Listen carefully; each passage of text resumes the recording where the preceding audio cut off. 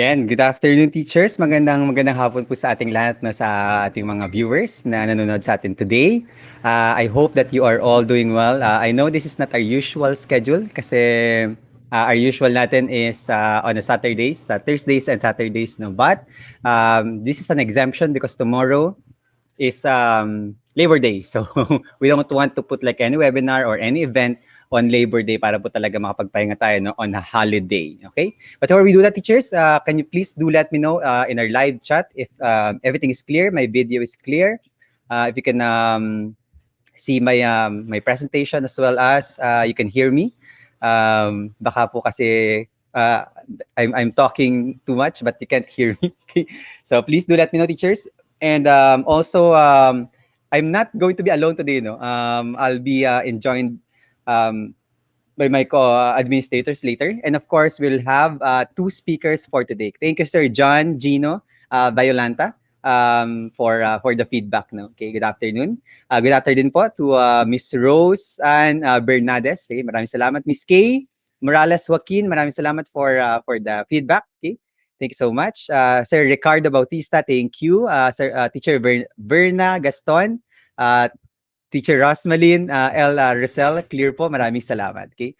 And of course, Teacher Ricardo Bautista, I already greeted. So maraming salamat, teachers, no? And welcome to the last session ng ating April series. So yes, teachers, last session na po tayo. No? This will be the last episode for our April series. Pero don't worry, teachers, no? Yung mga naka-miss ng any of the 8 sessions natin will be able to do the replay. No, will be running a 5-day replay from Sunday to Thursday next week. No, for those who have missed our events, no, for April, so that you could also get the certificates for each event. Okay, we'll be opening up all those events on Sunday. Okay, so again, on Saturday, totally wala po tayong events or anything because that's our holiday. Okay. So good afternoon po sa ating lahat, no. And of course, teachers, just as always, okay, please do interact with us in the live chat. No, we have a lot of Google certified educators in our live chat, no, to entertain or to answer your queries or your questions. Okay. Maybe we could do a very quick shout out, teachers, before we start our session for today. Yes, we're going to start right away, no, so that we can maximize our 2 hours or 2 hours and a half. Okay. This will be relatively shorter, no, compared to the others that we've had because we're only going to have 2 sessions for today. Although these sessions are very huge topics now. I'm just going to wait for my co-administrators in the backstage to get ready. She's going to give me a thumbs up if she's ready to go in. Our special administrator for today. No, this is a very special day for one of our co-administrators. Okay, so let's welcome my co-administrators in the live stream. Okay. Hello. Yan, okay. Good afternoon, Teacher Pao, and I know you're very busy. Okay. But I'm already giving a shout out. So I'll shout out first our administrators from the schools of our speakers. Okay. So let me first begin with Alexander H. Escote from Pitogo High School, Principal 3, SDO Makati. So maraming salamat po, no, for allowing your teacher, one of our speakers today, to share his time with us. Okay. Sir Felix Bunagan, Makati High School, and Miss Juliet Melo, San Antonio High School. Okay, magandang afternoon po, hapon po. Good afternoon, teachers. Okay. And of course, to Dr. Joseph A. Ramos, Principal 4, Division of Pangasinan. Yeah. Wow. Okay, so those are our administrators who have approved, okay, and allowed, no, their teachers to join our session for today. Okay. Of course, teachers, let's do a very quick Teacher Pao. Are you ready? Let's do a very quick shout out from for our teachers. Okay, please do put your schools, your location, so that we could give you a very clear shout out. Yan, marami na nagigreet kay Teacher Pao, no? Teacher Thank Pao, you. yan, sa ating live chat din. No? Good afternoon to Miss Susana Murillo from Solano High School, SDO Nueva Vizcaya. Yan. Nakita ko rin si Miss Rosemary from Dr. Filimon C. Aguilar Memorial College of Las Piñas. Hello po.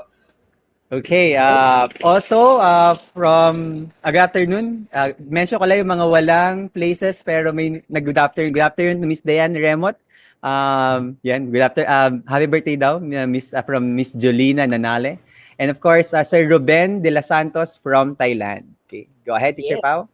Always here, Sir Feruz Akbarov from Samarkand, Uzbekistan. Yes, and from URS Pelilia, I think, San ba to, Rizal? Miss Mary Yes. M. Paz. Yes, Yun. Teacher Pau. Okay, I think you'll have to exit the stream first because I think there's Alright. someone calling you in your mobile phone. Please attend to that Okay. first. Okay. Thank Yes, I'm you. going to remove you first from the stream. Okay. Okay, so teachers, let me continue with that. Miss Fancy Beltran from Solano South Central School, SDO, Nueva Vizcaya also. MSRA ARA, ICTI, Polytechnic, ang bilis sumakyat ng Polytechnic College, Iligan City. Okay. Good afternoon po. And teachers, pag hindi ko po nag-greet, no, medyo bilis lang umakyat yung chat natin. Miss Mia Maria Casilang from Dagupan City. Miss Giselle Dangiwan from Galdang Elementary School. Miss Rose Malin, okay, good afternoon din po. Miss G. Rosales from Calapan City, District Oriental, Mindoro. Miss G, pwede ba kami pumunta dyan next time? Ay, gusto namin pumunta dyan sa Oriental, Mindoro. And of course, good afternoon, Miss Joanne Estrella from Concepcion Integrated School, Marikina City. Oh, kapitbahay lang. We're from Antipolo. Antonina Canseran from Makati High School. And of course, good afternoon to Joseph Caronan.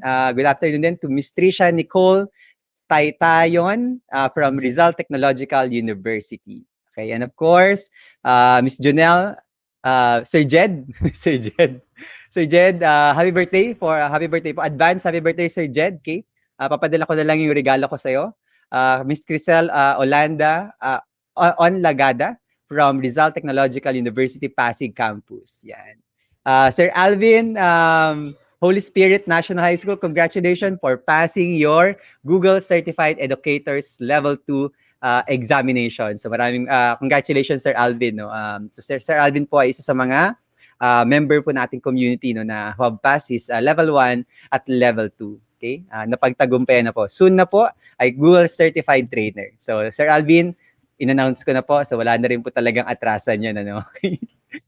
Sir, good afternoon to Miss Nympha Pulgar from General Pio del Pilar Elementary School, Main SDO Makati. And we will greet the rest of you later. No? Yeah, good afternoon po. Maraming salamat for being here. We're 191 live viewers. No? So kahit po hindi tayo ngayon naka on schedule. Okay? We are we have a lot of live viewers today, okay? Para po tomorrow, teachers, full day rest tayo, okay? So teachers, let me now introduce to you our session for today. So we're going to have two important sessions for today. Still, part of facilitating learning using Google for education tools, okay? And we're going to cover two tools today. Okay, one would be Google Drive and other one is Google Forms. Okay, so we're going to have or we'll be joined by two speakers for today. I need to talk to you. Okay, for a while. So teachers, let's now introduce our first speaker for today. Okay, so okay, it's my honor to present to you our first speaker for today. Okay, who is also a Google certified level 2 Google certified educator level 2. Okay, so Sir Dionisio A. Pakpako, a teacher 3 from Pitogo High School. Okay.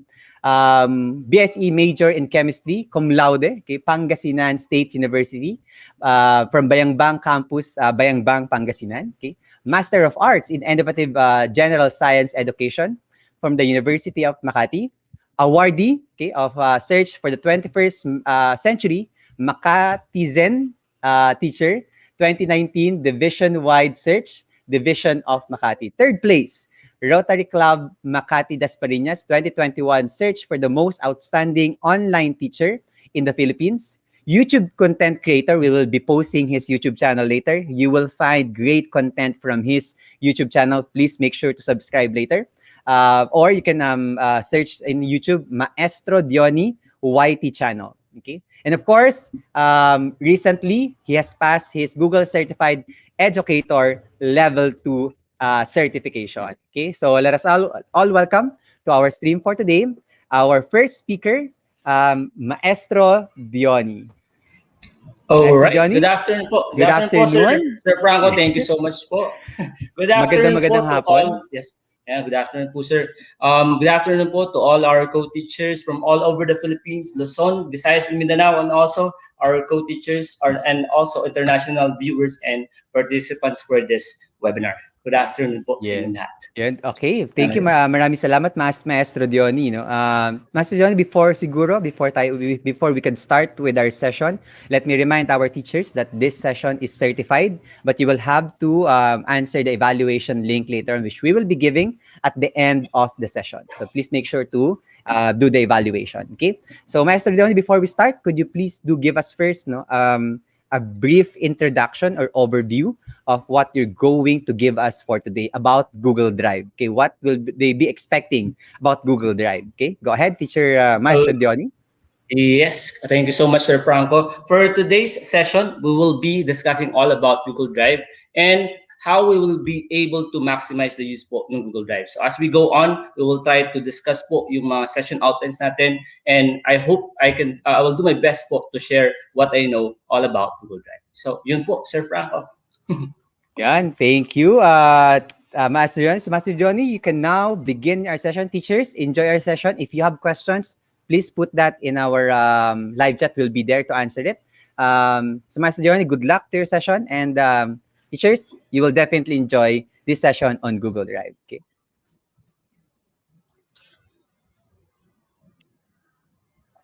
Okay, good afternoon po to each and everyone. So again, my topic for today is all about facilitating learning using Google for education tools, which will focus on Google Drive. Before that, sabi nga po ni Sir Franco kanina, thank you so much po. I also have my YouTube channel, Maestro Johnny, and I also make some YouTube tutorial series po tungkol po sa mga Google applications in Tagalog version. So nandito po ako, hindi lang po para mag-collaborate siyempre Sir Franco, because I'm also one of the students of Sir Franco. Member po ako ng kaagapay teacher support, and with the mentorship of Sir Franco ay nakapasa po tayo from GCE level 1 to GCE level 2 hanggang sana po makataas pa po tayo ng level. Yun po. Okay. So tuloy po tayo again. Ang session po na ito ay nakafocus po doon sa Google Drive. Okay? So ano nga po ba yung main objective natin? So the main objective for this particular session is to discuss all about or be familiar with Google Drive. So familiarity in the sense from the simple skills that I can share up to the advanced skills na pwede ko po ma-share sa inyo. Yun po yung pinaka-objective ko with the time frame given to me. So sana po makatulong ako dun sa inyo pong pag-explore po ng Google Drive. Okay? Ano nga po ba yung Google Drive, mga kaagapay? Google Drive is a cloud-based storage solution that allows you to save files online and access them anywhere from any smartphone, tablet, or computer. Okay? So, ang kagandahan po ngayon ng Google Drive, hindi lang siya pang online, kundi meron na rin po siyang offline na feature. Okay? And when we talk about storage, ano nga po ba mga kaagapay yung naaalala nyo ng mga storage devices na nagamit nyo na po dati? Okay? So sana po may mga naalala po ba kayo nung high school, nung elementary na nagamit nyo, hanggang ngayon po, ano po ba yung mga storage devices na ginagamit nyo? And for that, magkaroon po tayo ng pampagana sa atin pong session ngayon. So let's have first a name game. Okay? So this is a data storage name game. So ang gagawin po natin, magpapakita po ako dito ng 8 devices and solution, data storage devices solution. And all you have to do is to name this particular devices, okay? Or baka may maalala po kayo mga masasayang alaala or experiences kapag nakita niyo po itong mga storage device na ipapakita po natin. So, I'll be asking for your participation. You can write your answer, you can type your answer on the comment section kapag alam niyo po yung mga devices na to. Okay, so I'll be showing you 8 devices. Let's show them. Okay, we have number 1, number 2, number 3, number 4, 5, 6, 7, and 8. So, sa 8 na po yan. ilan po ba yung kaya pong i-name ng mga kaagapay natin, mga co-teachers natin? At pag nakikita niyo po ba yan, may naaalala po ba kayo? Okay, ilan po ba yan yung nagamit na po natin? Okay, so I'll be giving you 60 seconds. Okay, kumbaga parang 1 minute, name it to win it, 1 minute to win it. Okay, so padamihan po ng masasabi, or kung kaya niyo pong i-name lahat, then I'll be thankful for that. Okay, you have 60 seconds po para po i-name itong 8 na to, kung ilan po yung kaya nyo. Okay, let's get ready. And 3, 2, 1, and go.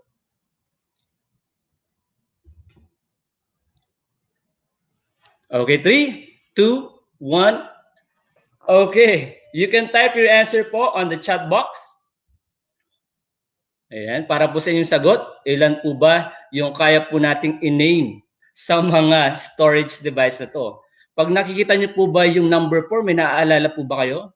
Or pag nakikita niyo po ba itong number 2, ano po ba yung mga naaalala nyo na mga experiences? Okay, so 1 to 8, may mga perfect po kaya sa mga ka-co-teachers po natin? Okay, so we have 30 seconds left. So identify the following storage devices and solution that you can see on the screen. Ayun, may mga sumasagot na, Teacher Liz, yan. So ma'am, all right, 16 seconds. So Ma'am Glenda, thank you so much. Ma'am Marisa, Ma'am Prima, Sir Orlando, Sir June, yan, thank you so much po. Okay, 7, 6, 5, 4, 3, 2, and 1. All right. May naka-perfect po kaya dun sa atin pong sa atin pong pag-game ngayon. Okay, we have 8. So silipin na po natin. Silipin na po natin kung ano nga po ba itong mga 8 devices na to. Okay? So number 1. Ano po kaya number 1? Ano pala yan? Data storage pala to number 1.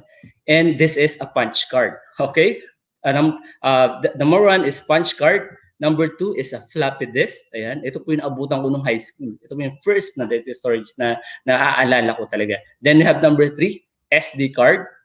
Number 4, cassette tape. Ayan. Ilan po bang cassette tape ang tinry nyo pong baklasin at i-try pong i-measure kung gaano po ba kahaba yung film na nasa loob? Nagawa nyo po ba yun nung bata po kayo? And then we have number 5, hard drive. And then syempre po, pinaka-common, for sure, alam po natin to, USB flash drive. And then number 6, yung number 7 po, pwede po yan na iba-ibang sa pwedeng CD, DVD, or CDR, or DVD-R po pwede po yan. Okay? And then the last one is a cloud storage. So imagine from the punch card, yung pinaka-old na data storage natin, dito po sa 8 na to, ito po yung pinaka-oldest natin, yung punch card. From the, I think the new one, yung pinaka-modern na ginagamit natin, itong cloud storage, kumbaga. So cloud storage is now one of the storage solution that is used. Okay, and when we talk about cloud storage, now one example of this one is the Google Drive. Okay, so syempre run by Google, and for sure almost all of us have already used Google Drive. Tama po ba? So ano po ba ang advantage ng paggamit ng Google Drive? Doon po, siyempre po, bukod pa po doon sa mga data storage devices, mga physical devices that we are using. Okay, I'll be naming here 3 particular benefits or advantages of using Google Drive. And number 1, aside from free, meron po tayong free na kumbaga storage na pwede pong magamit. Ang number 1 na isa pong benefit or advantage is that, syempre po, it saves storage for space doon po sa ating device, sa cellphone, sa laptop, or computer. Doon po natin sinisave yan sa Google Drive. So, diba, dun sa cloud storage na tinatawag po natin. Aside from it saves storage for devices, another one also is that it is easy to access anywhere and anytime. You can use smartphone, laptop, tablet, or computer. Okay? And now, may feature na po si Google Drive na hindi lang po pwedeng i-access. Pwede na po natin i-access yung mga files natin online and offline, which we will discuss later on. Okay? And then po, the last one, siguro napaka-importante po, especially in this time of pandemic sa ating mga teachers, ay ito pong, yung Google Drive po is also a way for us to collaborate with our co-teachers, with our students, with the different admin, di ba? Isa po itong po pwede natin gamitin para makapag-collaborate tayo ngayon sa kanila. Since ano po, kumbaga hindi na tayo or bihira na yung pagpiprint ng mga documents para ipasa ngayon, ano na, pasend na lang, right? Tama po ba? So ito pong Google Drive ay napakalaking bagay po or napakalaking tulong para sa ating mga teachers. Okay? So as we go on, ito po, yung ipapakita natin, yung difference po nung atin pong Google Drive kapag tayo po ay gumagamit ng personal na account doon po sa Google Workspace account. Ano nga po ba yung pagkakaiba? So, syempre po, ito yung personal natin na Google Drive. Ito po yung nag-end ng @gmail.com, yung mga personal account natin, na pag gumawa po tayo, meron po tayong 15 gigabytes of free storage. That's 15 gigabytes po na free that we can use in the Google Drive. Okay? Per account po yan, 15 gigabytes. Now, for the Google Workspace, now ito po yung lumang G Suite for Education. Ito naman po yung by domain or by organization. So for example, sa amin po sa Makati, we have @depedmakati.ph.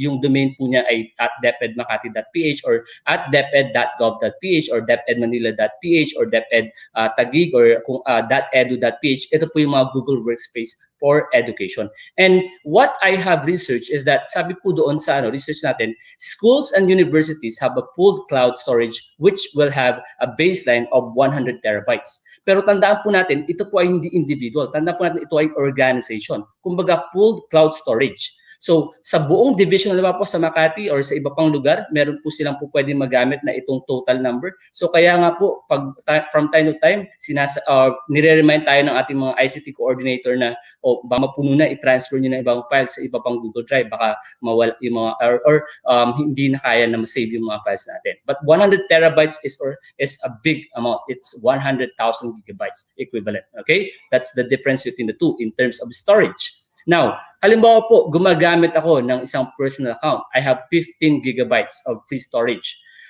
Pwede po bang i-upgrade yun dahil ayoko na po na gumawa ng bagong account para po hindi naman madami account? Pwede rin naman po yun. Pero syempre po, pag may extra tayo na magagamit, meron pong extra na payment. So I just want to share this one to you, but it's up to you if you want to kumbaga subscribe or upgrade. So this is from the one.google.com. So there's what we call Google One sa Philippines, kung saan po pwede po tayo mag-upgrade ng mga personal account po natin. So from 15 gigabytes, if you want to upload or upgrade yung inyo pong data storage, pwede po yan to 100 gigabytes. Kaya lang po, may payment na nga na po. So, ito po yung mga payment. So, if you want to search on this one, just simply type Google One and then you can upgrade your account, okay, in this one para dumami po yung kaya niyo pong ma-store. Okay. Now, for the session outline, I have prepared here for the time frame given to me. I have prepared 5 particular sessions that we will be discussing. First one is yung ating pong Google Drive interface. We will try to compare how does a Google Drive or personal account Google Drive as compared to the Google Workspace Google Drive. And number 2 also is how do we create and upload files in our Google Drive.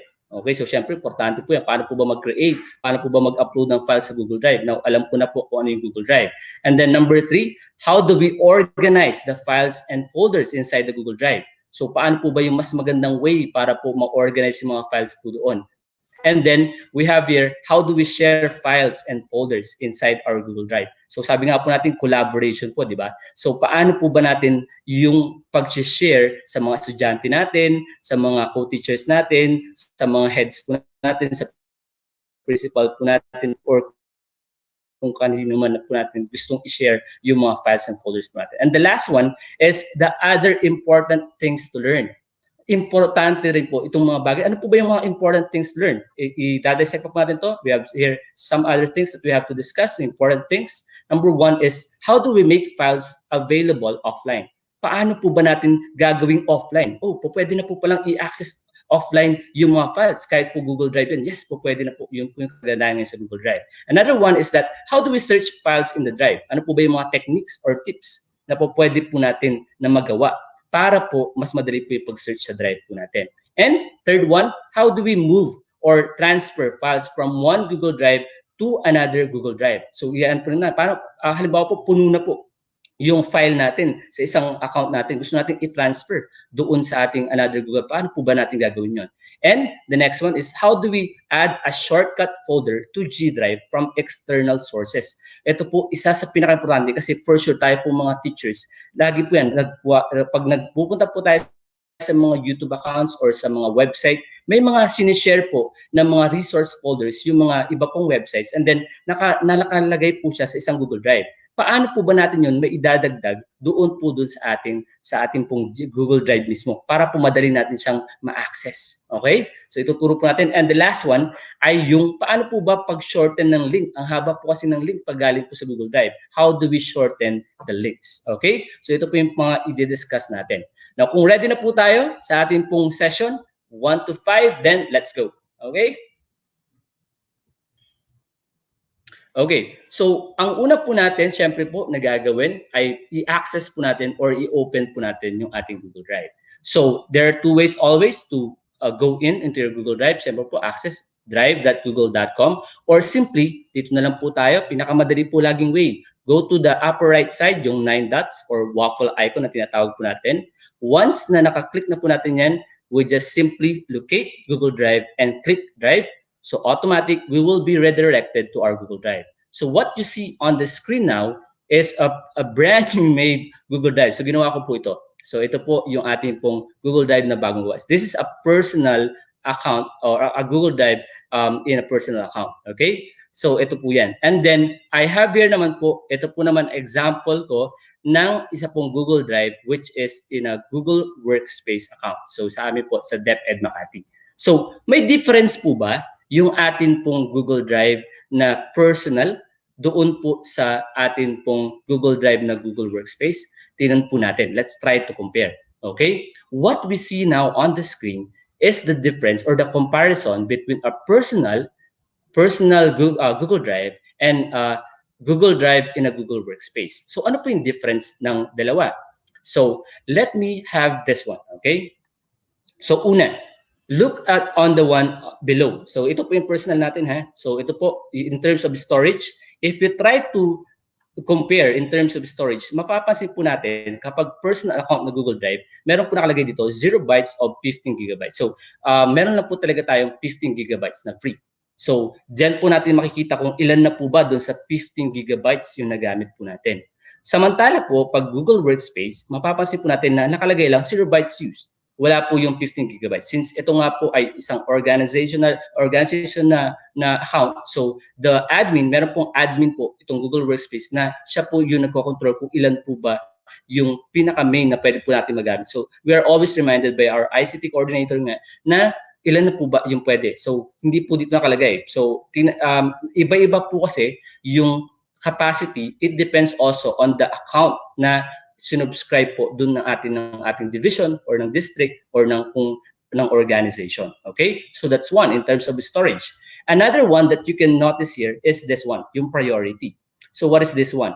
So in terms of priority, yung priority po, then dito po yung mga files na lagi po na-open, lagi pong nabubuksan, lagi pong na-edit, nandiyan po. Nandito rin po mamaya na i-discuss natin yung tinatawag po natin na Google Workspace. Ano po ba yung workspace? Okay, i-explain po natin mamaya. So dito wala po yan, pero if you try to notice, hindi naman siya ganun yung in terms of paggamit or in terms kung paano maggamitin yung Google Drive. Pareho lang naman po. Meron lang po talagang additional feature si Google Workspace as compared to dun sa personal account. Pero in terms of use, in terms of sharing, uploading, pareho lang naman po. Wala pong magiging problema. And the last one po, ito pong shared drives. Okay? You will notice that in the Google Workspace, meron po tayong shared drives. So ano po ba yung shared drives?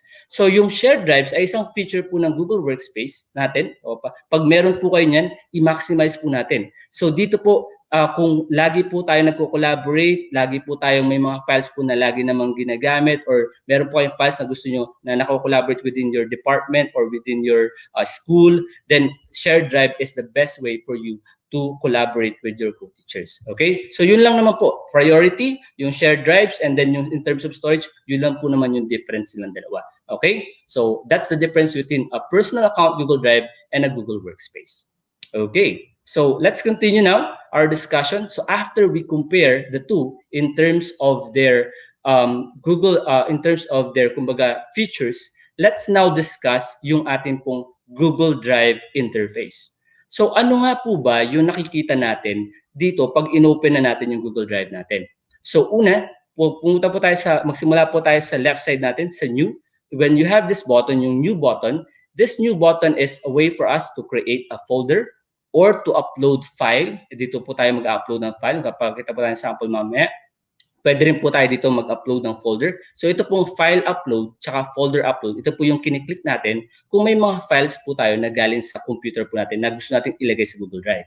Or pwede na rin po kayo dito mag-start na gumawa ng Google Docs. Yan, i-click nyo lang po. So aside from pag open po ng mga Google Docs, Google Sheets, Google Slides, and Google Forms, doon po sa mga buttons na nandun sa waffle icon, pwede rin po nyong mag-start na gumawa ng mga Google applications or Google documents dito po sa Google Drive. So ganun na kasi. Ito po yung new button natin.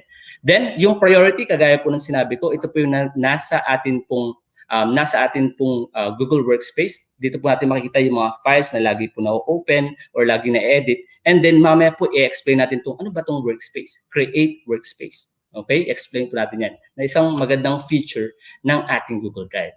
The next one is the My Drive. So sa My Drive naman po natin makikita lahat po ng files na na-upload or nagawa po ninyo. Andito po yung mga folders, nandiyan po yan. Nandito po yung mga files na na-upload po ninyo. Nandito po yan sa inyo pong My Drive. Okay?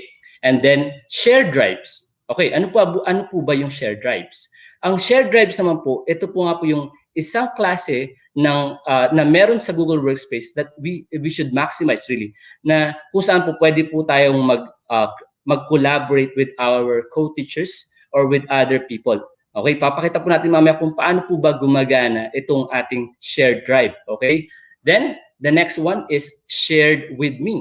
Ito po naman yung mga files and folders na shinare po sa atin ng ibang tao. Okay, ng ibang tao. Galing po yan sa ibang tao, shinare po sa atin. Dito po natin makikita yan sa shared with me. And then recent naman po, ito yung mga pinaka-recent or pinaka-bago na na-upload, na-edit. Dito po yan natin makita sa recent. Start naman po, as the other resource speakers said last time sa kanilang mga Google sa kanilang webinar, dito naman po sa start, ito po yung mga files na tinag po natin. So paano po ba ini-start ang isang particular na file? So dito, di ba, pag click natin yung file po or folder and then you right click, dito po meron ditong start. Okay? So dito po sa start, commonly ito po yung ginagamit ng iba or ng marami sa atin para po mas madaling ma-access po yung atin pong mga files. Okay? Yan po yan. So sa start naman po yan. And then sa trash, syempre po dito natin makikita lahat ng mga na-delete na files or na-remove na files from the My Drive. Ang kagandahan po sa Google Drive, hindi niya pa automatic i-delete yung mga files. Meron pa tayong 30 days upon na removal doon sa My Drive para po ma-restore. Okay? Ibig sabihin, pwede pa rin po natin itong ibalik doon sa My Drive. Halimbawa, accidental lang po na delete. You can simply click this one, the file, and then right-click niyo po, and then you can see restore or delete forever. So meron po kayo kakaya i-restore. Pag ni-restore niyo po yan, babalik po yan doon sa inyo pong My Drive. Pag dinelete forever niyo po yan, wala na po. Delete forever na po talaga siya. So may forever po sa Google Drive. Kung nga lang po, delete siya. Okay? So, yun po. And then you have here yung storage. Yan, pag click niyo po, andito po naman sa storage lahat po ng mga files na nasa inyo pong Google Drive. And it is arranged, if you notice, arranged according to the size. Kung gaano po kabigat yung file size niya. So, this one. Or you can also arrange this one in this way. Magmula sa mababa na file, papunta sa ilalim. Para alam din po natin, ano ba po bang mga file yung sobrang bigat, baka siya po yung nag-occupy na nung storage size natin sa ating pong Google Drive. Okay? So ito po yung ating dito sa left side. And then what we see here naman po sa ating pong top button, ito po yung search natin, search bar natin. Dito po natin makikita kung gusto natin na i-search yung isang document or file. Dito po yan. Mamaya, papakita po tayong sample.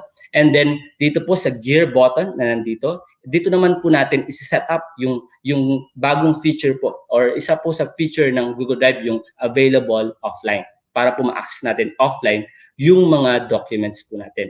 And then, what we see here naman po dito, ito naman po yung list view. Kung paano po ba gusto nyo na makita yung nandito po sa gitna, yung mga file and folder list po natin. Pwede po siyang list view, ayan po siya. So pababa po, lahat ng mga files and folders pababa po siya. Or po pwede rin po na ito ay naka-grid view. Ganito naman po siya. So I prefer this one, yung grid view. And then on this one, ito po, ayan. Dito naman po natin makikita yung mga files or activity na nangyayari po sa Google Drive natin. So halimbawa po, ano pang files yung inopen. So napansin niyo po dito natin makita lahat ng mga ano yung mga activity na nangyayari sa Google Drive natin. May nag-open ba ng file? Sino nag-edit ng file na ganito? Dito po yan sa activity natin. Okay? So this is your Google Drive interface. Okay, so we're done with that one. Let's proceed to the next one. So once that we know our Google Drive interface, ang next naman natin ay paano po ba tayo mag-create at saka mag-upload ng files sa ating pong Google Drive. So how do we create and upload files in our Google Drive? So we have here, this button is the answer for that. So halimbawa po, gusto ko mag-upload ng file na galing sa computer. How do I do that? Okay, so just simply click this one, new, and then you select file upload. Pag galing po yan sa computer po nyo. Or pwede rin po, actually hindi lang po dyan pwede rin po dito sa My Drive, yan. So lalabas din po yun. Or dito lang po sa gitna, mag-right click po kayo sa gitna, lalabas din po yung mga buttons na yan. Okay, so tatlong way po, no? Napaka daming ways na pwede natin na mag-start na mag-create or mag-upload ng file. So, sir, I want to upload the file from the computer. How do I do that? So, simply click the file upload. Ayan. Pag once na naklik ko na po yung file upload, I have now the option to choose from my files. Ano po ba yung mga files na gusto kong madala from or ma-upload sa aking Google Drive. So, for example, I have the following files here. So, kung gusto niyo po lahat ito, pwede po. Yun po yung kagandahan din naman. Just simply click one of the files and then press Control A. Then masiselect na po lahat. Then you can already upload that. Or kung hindi naman po, sir, hindi naman lahat. So I just simply upload. I-click ko lang yung file na gusto kong ma-upload. Yan po. Ayan. So ito po yung school kung saan po ako nagtuturo. Yan po. Pag nakita niyo yung picture na yan.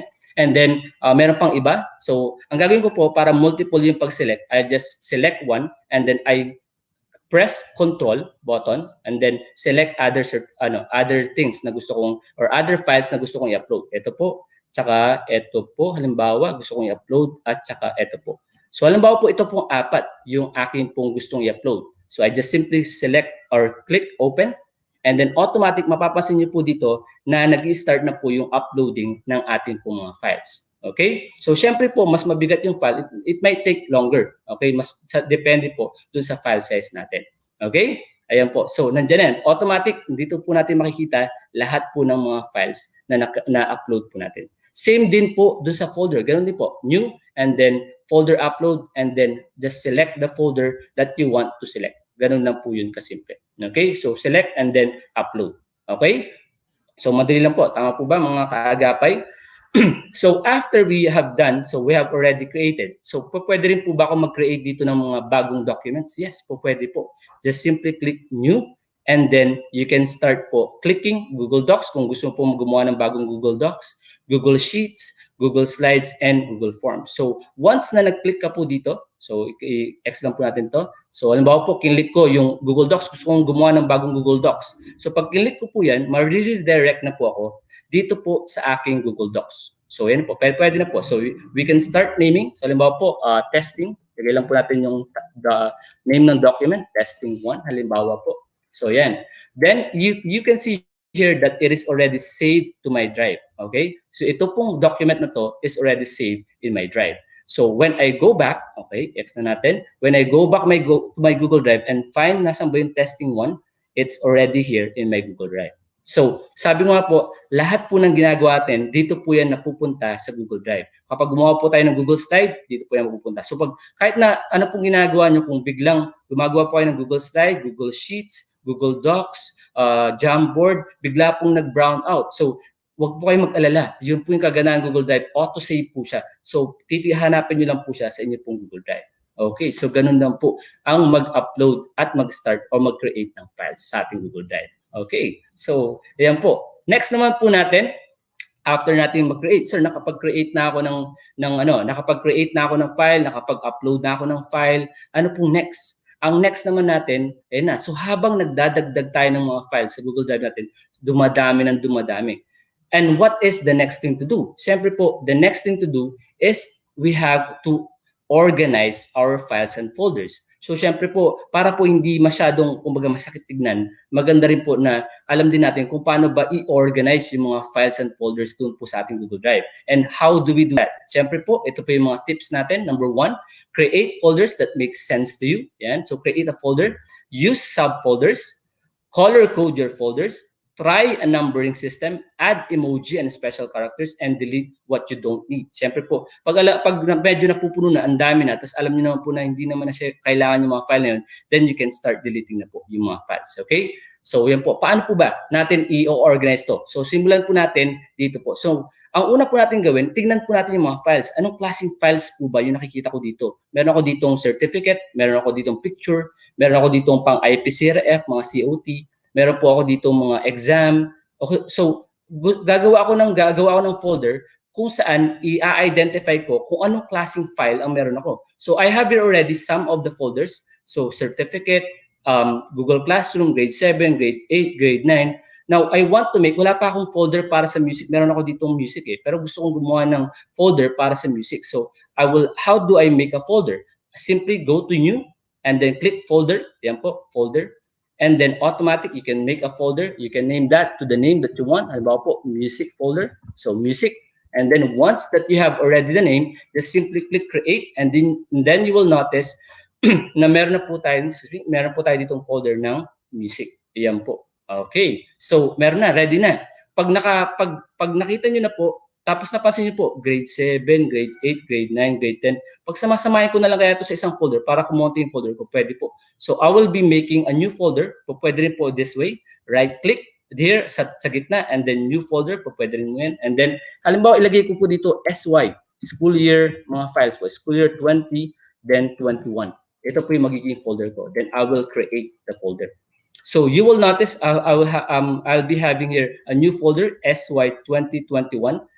So ang gusto kong gawin, ilalagay ko na lang po itong grade 7, grade 8, grade 9, and grade 10 dito po sa folder na to para kumonti siya, mas ma-organize siya.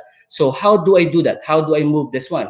So you can do that this way. Ito medyo long way. So grade 7, and then you right-click you click the folder, and then right-click, and then you move to, hanapin po natin yung move to dito po sa context menu, and then tatanungin po tayo, saan folder po ba natin gustong ilagay yung atin pong folder na yan. Okay? So hanapin po natin yung SY, ito po yan. I-click po natin dito. And then, we have here, move here. So mapapansin nyo na mamumove na po yung grade 7 natin dito. Pero may mas mabilis po bang way, sir? Yes, meron po mas mabilis na way. Ang gawin po natin, i-click po natin yung folder. Yan. Pag may gusto po kayong gustong i-move.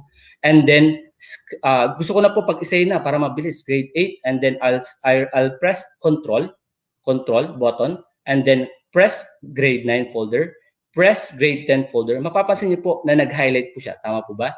So, ang gagawin ko na lang po dito, once na na-highlight na po tatlo, i-drag ko po, isi-select ko po isa dito, then I'll long press, and then I will drag it to the folder na gusto ko pong paglagyan para po mas mabilis. Then, automatic po, yan po, i-move niya na po yung folder. Then, click move. Then mapapansin niyo po, lahat po ng folders na yun ay na-move na po dito sa bagong folder na to. Ganun lang po kasimple. Yun, di ba? Mga kaagapay, so madali lang po, tama? Now, once na makakapag-create na tayo ng folder, ang next na po natin na gagawin ay kumbaga i-organize na. So how do we do that? So halimbawa po itong certificate. So ganun din po. Ang pinakamabilis na way, i-click po natin, then click natin po control button, and then select the other file na gusto niyo pong hanapin or i-move. Then, pag na-select na po natin, i-drag na lang po natin. Parang binubuhat po natin. Papunta po doon sa folder na gusto po natin paglagyan. Para po mas mabilis. Certificate, dyan po siya. Then, it will be moved there. Okay, so mas mabilis po. Alam po, ito pang COT, IPCRF, select, then control, then select. Okay, click, and then, i-drag ko na po doon sa folder na gusto ko pong paglagyan. IPCRF po natin siya ilalagay. Saan po ba yung ating ditong IPCRF? So, nandito po yan. So, automatic and then move. Okay. Ganun lang po kasimple. Tama po ba? So, madali lang po ang mag-organize ng ating pong mga files. So, gawin picture. Okay? So, bisan po natin. Then, move. Okay? And then, we dinadrag ko lang po, parang binubuhat ko po, and then I'll put here on the picture side. Okay, so that's that's one. Next po, pwede po natin na, alam niyo po ba na pwede natin kulayan din yung ating mga folders para po mas maganda sa mata, at the same time, mas madali po natin malaman kung ano pong files yun. So kayo na po ang bahala na mag-set ng kulay. So alam po certificate, you want it to be colorful. So just simply click on certificate folder and then right click and then po change color. Okay, ulitin po. So click ko po dito, right click and then change color. Pili lang po tayo ng kulay na gusto natin na i-assign para dun sa folder ng certificate. Ano ba po? Red. So yan po siya. Same po sa Google Classroom. Right click, change color, and then green. So in this way po, mas madali natin ma-identify kung anong folder yung pado kasi tayo po yung nagsiset ng kulay. Tama po ba? So right click, change color, and then yellow. Yan po. So iba't iba, kayo na po ang bahala sa kulay. Siyempre po, kung ano po yung mga favorite yung kulay, kayo na po ang bahala. Okay? So yan po yung isa pa natin na po pwedeng gawin. Or mapapansin po natin dito na yung mga folders po natin ay nakaayos po alphabetically. Tama po ba? Pwede po rin natin yan na it starts with kung ano po yung alphabetical arrange, pwede po na pabaliktad naman. Just go here, dito po sa right side and click this one. Mapapansin niyo po na mababaliktad naman po siya yung pinaka last letter. Yun naman po yung mauuna. So nakadepende po kung ano po yung style na gusto niyo gawin. Okay? Sir, meron pa po bang ibang gawin, ibang pwedeng gawin para po mas mapaganda yung ating pong pag-organize? Pwede rin po tayo actually na maglagay ng mga emoji para po pampaganda lang po dun sa ating Google Drive. So, paano po ba yun? Ang kailangan po natin gawin ay i-click po itong ating or pumunta po sa emojipedia.org. So, it's a website kung saan po pwede po tayong mag-search ng mga emoji na pwede po natin ilagay doon sa folder. Halimbawa po sa video. So sa video, gusto ko po ng clapper board, yung parang pang video natin na parang mga emoji, mga pictures po. Then press enter. Ayan po. Okay, mag-search tayo. Then you will notice here, meron po ditong clapper board para po dun sa video. So pandagdag lang naman po. Again, nasa inyo naman po ito kung ano po yung kumbaga style na gusto nyo para po sa inyong pag-organize na inyong file. So ikakopy ko lang po yung atin pong clapper board. Yan, copy. And then I will go back dun sa aking Google Drive. So hanapin ko po yung akin pong video. So I will rename the video. So paano po ba mag-rename ng video? Right click and then click po natin tong rename. Okay? Yan po. Then ang gagawin ko na po, i-paste ko po dito yung na-copy ko po na clapper board. So simply right click and then paste. Mapapansin niyo po na may na-insert na po na clapper board dito po sa atin pong name. So yan. So pandagdag po yan. So halimbawa po pictures. So ano po bang magandang emoji para sa picture? Siguro po camera. So try po natin ang camera. That's one for this one. Okay? Camera. So meron po dito mga emoji. So ito na lang po yung gamitin natin. Camera. And then po copy. Ayan. Emojipedia lang po to. Sa Emojipedia, type nyo lang po sa Google para po ma-search nyo. And then sa pictures. Okay? Isa pang way or shortcut para po mag-rename. Simply click po N. Okay? N. I-click nyo po yung folder, then click N, automatic, marirename na po. Yun po yung shortcut, letter N. Okay? And then po, i-paste po natin, right-click, and then paste. Okay? So, meron na po tayong camera. So, pandagdag lang po. Kumbaga, pampaganda lang po yung Google Drive natin. Pero again, it's your choice po kung ano po yung gusto natin. Okay? Po, pwede rin po nalagyan natin ng number. Halimbawa po, itong science learning materials, gusto po nasa unahan siya dahil yun po yung mahalaga sa akin. So, I'll just click this one. Press N para po ma-rename, N, letter N, and then I'll put number 1. Okay? So mapapansin niyo po na nagkaroon ng number 1, so nandito na po siya, umaangat po siya doon sa pag-aayos po doon sa folder natin. Okay? That's another way of organizing our files and folder. Okay? So yan po. Now, another important feature po ng ating Google Drive ay yung tinatawag po natin na workspace. Okay? So okay na po yan. Alam na po natin na mag-organize, mag-color code. So ang dami na po natin pwedeng way para po mag-organize ang file.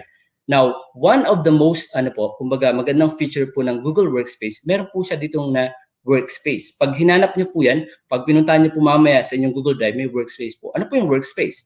Ang workspace po ay para kayo po yung gumagawa ng isang folder kung saan sa folder na yun, doon niyo po ilalagay yung mga files na lagi niyo pong ginagamit, lagi niyo pong ini-edit, or laging nandiyan siya.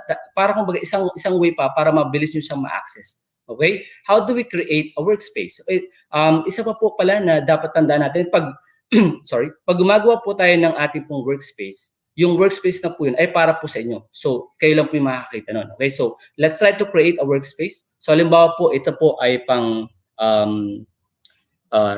reports. Okay, ito po yung mga lagi natin ginagawa. Halimbawa, so reports, para gawa na tayo isang workspace, report. So, may mga reports po tayo na lagi pong pinapasa or pinapa-edit po sa atin or pinapa-update. So, yan, gawa tayo ng then create. So once nakapag-create na po tayo ng ating workspace, mapapansin po natin dito na pwede tayo mag-add ng mga files na para po dun sa reports workspace po natin. So yung mga files na po ito po ay nandun na po mismo sa Google Drive natin. So tandaan po natin, dapat nasa Google Drive po muna natin yung atin pong mga files na ilalagay po dito. So just simply click add. And then lalabas po dito lahat ng files na gusto po nating ilagay sa atin pong Google Workspace. So syempre po, ito po yung mga commonly, mga reports po na ginagawa po. Halimbawa po, ito po, then, yan, napili ko, insert. So you can add po 25 files, okay, doon po sa inyong folder. Kumbaga parang folder din po siya. Pero in a way, mas madali po natin ma-access yung mga files na lagi po natin ginagamit or ini-edit dahil po nga doon sa ating workspace. So ganun lang po. Just simply click, ayan po, click nyo lang po yung inyo pong workspace and you can add your workspace. So add, you can add files here, ayan lang po, and then simply click done. Okay? So yun po yung ating pong workspace. So madali po ang magawa, tama po ba? So pag gusto niyo po mas marami pang workspace or mas maraming folder, depende po dun sa gamit, just simply click here, create a workspace, then pwede na po kayo mag-create ng iba pa pong mga workspace po natin. Okay? So, halimbawa po, pangalawang workspace, gusto niyo naman, mga IPCRF. So, yan, parang for sure, alam ko po lahat tayo nakaka-relate pag nabagit po yung IPCRF, di ba? So, ito po yung mga files naman na may kinalaman sa IPCRF. So, pag naka-upload na po kayo sa inyo pong Google Drive, i-click niyo lang po yung add files and then simply ilagay niyo po dito lahat ng mga files na may kinalaman sa IPCRF. Okay, so halimbawa po ito, COT, and then insert. So dito niyo po ilalagay. So mas madali niyo po siyang ma-access kasi nandiyan na po eh. Kumbaga nakagawa na po kayo ng folder para po sa kanya. Alright, okay. So sana po nakakadagdag po ako dun sa mga po pwede niyo po na magawa sa inyo pong Google Drive. Okay? So next one, sir, alam ko na po. Okay, balik po tayo sa My Drive. Nandito yung drive natin. Sir, alam ko na pong mag-upload ng file. Alam ko na pong mag-create ng file. Alam ko na rin pong mag-organize ng files natin. Ang gusto ko na po, sir, i-share po naman po yung files sa mga co-teachers ko, sa mga estudyante ko. So how do we share files? When we share files, meron po tayong dalawang way para po mag-share ng files. Ano po yung dalawang way na yan? Pwede po tayo mag-share ng file sa mga specific na tao. Okay, siyempre po through their email accounts. And po pwede rin po through the link. Okay, using the link. Po pwede rin po yan. Okay, so how do we do that? Dalawang ways para po ma-share. So, halimbawa po, meron akong file na ginagawa. Gusto ko na makapag-collaborate sa iba pang mga teachers. Halimbawa po, ito pong ating document. Like, for example, sorry. Okay, natin. So for example, this document, I want this particular file to be collaborated to or to be shared to other teachers. Okay, so anong gagawin ko? I'll just simply select the file muna tayo, and then right-click ko po siya, and then hanapin ko po yung share. So yung share po natin na feature, ginagamit po natin to para makapag-collaborate din po sa iba pang mga teachers or sa mga estudyante po natin. Halimbawa po, may gusto tayong isend na file sa batang to, po pwede po. So dito po sa atin pong sharing, meron po tayo ditong dalawang ways. So sabi nga po, through specific people or through link. Sir, paano po yung through specific people? Kung hindi naman to para sa, kumbaga for viewing ng lahat ng tao, gusto mo lang to para kay ganito sa isang tao, then po pwede po. Dito po natin yung gagawin. So halimbawa po, ibibigay ko lang po itong file na to kay Maestro Johnny Kaagapay. So ito po yung kanyang email ad. Halimbawa, Maestro Johnny Kaagapay @gmail.com. So halimbawa po, ito po yung Gmail account ng atin pong pagbibigyan or kung kanino po natin i-share. So ayan po siya. So siya lang po yung makakatanggap nito. At ano po yung pwedeng gawin or hanggang saan yung pwedeng i-access ni Maestro Johnny Kaagapay @gmail.com or yung taong pagbibigyan po natin. Meron po kayo tatlong options. pwede po na yung taong ilalagay nyo dito, sir, pwede po bang marami? Yes po, pwede po. You just simply have to copy-paste or type po lahat ng mga email address po ng mga tao na gusto nyo pong pagbigyan. So ginagawa po natin ito pong dito sa taas, yung sharing, kapag gusto po nating i-share yung file and folder sa mga piling tao lang po. Okay? Na hindi lahat ay po pwedeng maka-access. So once that we have put all their names or email address here, you just simply select ano po ba yung kaya nilang gawin. Viewer lang po ba sila? So pag viewer po, makikita lang po nila yung file. Hindi po nila pwedeng ma-edit yun for viewing. Pwede po nilang ma-download yung file pero hindi po pwedeng ma-edit.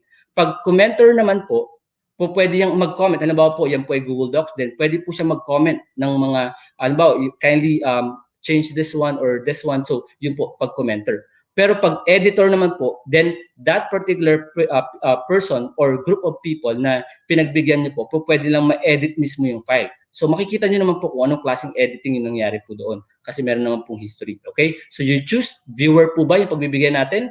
Commenter po ba yung pagbibigyan natin? Or editor po ba siya?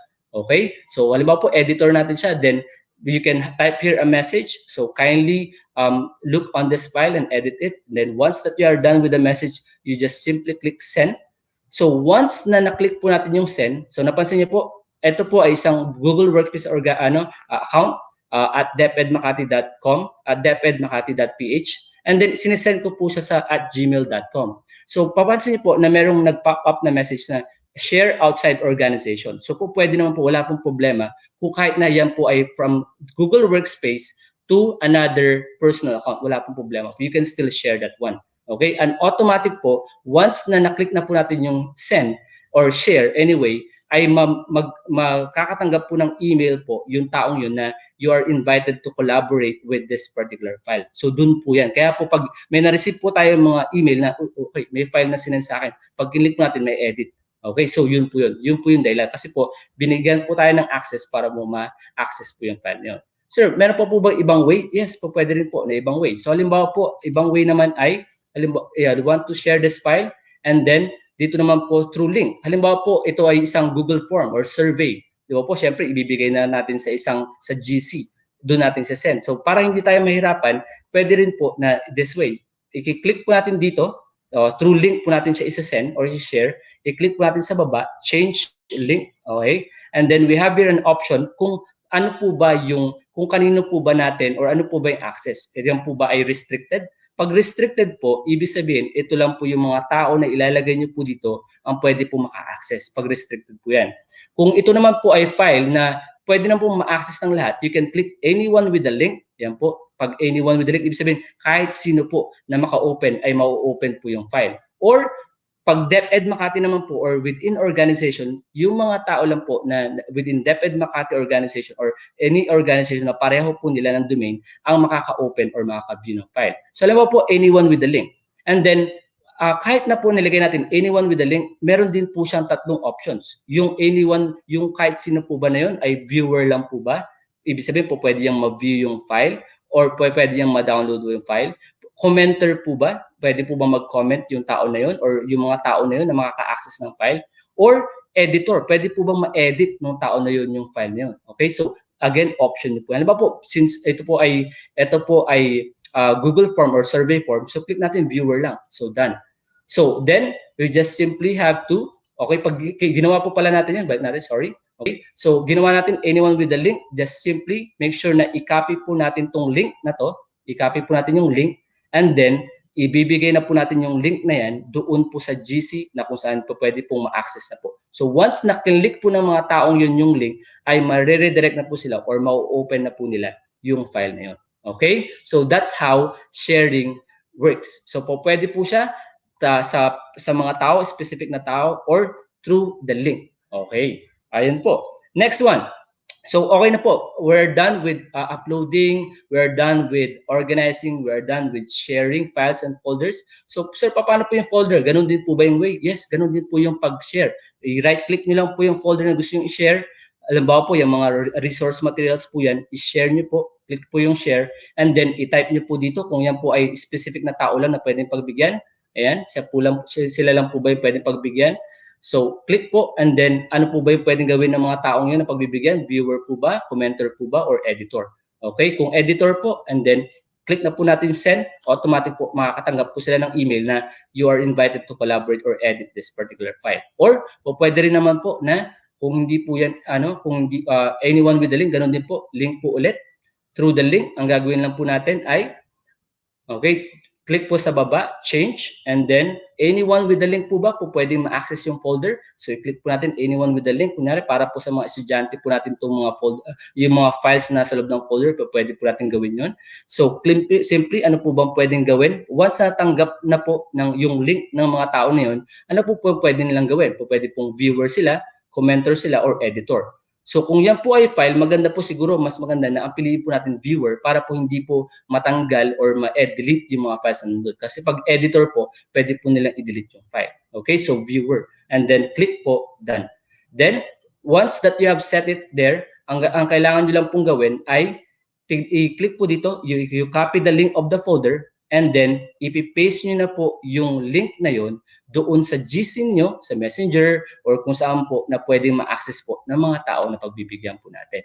Okay, so yun po, yung atin pong sharing of files and folders. Okay, ano pa po ba yung pwede natin magawa? Ang next naman po natin ay, eto na, okay na po tayo sa lahat, organizing, creating, and uploading. Sir, gusto ko pong ma-access po yung akin pong folder kahit po offline ako. So ano po ba yung dapat kong gawin para po kahit na wala pong internet ay pwede ko pa rin ma-open yung file dito sa Google Drive? First thing that we have to remember when we are making files available offline, ito po. So yung making files available offline ay ito po yung mga dapat po nating tandaan. Okay? So una po na kailangan nating tandaan kapag tayo po ay naggagawa or bago po gawing offline po yung isang file, number one, you have to install Google Docs offline extension. So kailangan niyo pong mag-install ng Google Docs offline extension sa inyo pong computer. So saan po yan i-download? Ito po. Papakita natin mamaya. And then number two, after you install the Google Docs offline extension, number two is to make sure you are connected to the internet before setting up a particular file offline. So bago niyo po iset na maging available offline po yung file na yun, make sure na konektado po muna kayo sa internet. Kasi isi-sync nga po isis-set nga po ni Google na maging available offline siya. So dapat may internet po muna tayo. Then number three, once na naging available offline na po yung file na yun, dapat po ang gagamitin natin browser para po ma-access yung file kahit po walang internet ay Google Chrome browser. Sir, paano po ba mag-set? Una po, sabi natin kanina, pumunta po sa ating Chrome Web Store para po ma-download ito pong ating pong Google Docs offline. So mapapansin niyo po sa akin pong computer na download, na install na po, nakalagay na po dito, remove from Chrome, ibig sabihin po ay na-install na po siya sa aking computer. So all you have to do is to search here yung Google Docs offline, and then once that you have find it, you install it, click install, and then ready to go na po yan. Okay? So baka kasi pag sinet po natin dito, baka medyo matagal yung pag-set. So in-install na po natin yung Google Docs offline. So tandaan po natin, bago po tayo mag-set ng isang file available, to make it available offline, make sure na naka-install po itong extension na to. Dito po yung makikita sa Chrome Web Store. Okay? So continue po tayo. So once that we have set it, ano po yung next na gagawin, sir? Ang next yung gagawin, pag na-upload or na-install na po yung Google Docs offline, ay i-click po itong gear button. Ayan po, nandito po yung gear button. And then click po settings. Once that you have click settings, mapapansin niyo po dito na naka-click na po dito.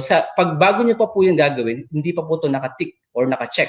So, i-click niyo po ito dito po para maging offline po yung mga files na gusto niyo pong gawing offline. Make sure na this is naka-check po or naka-tick. Okay? Tandaan po natin, dapat po naka-tick po yan. Then, i-click po natin, done.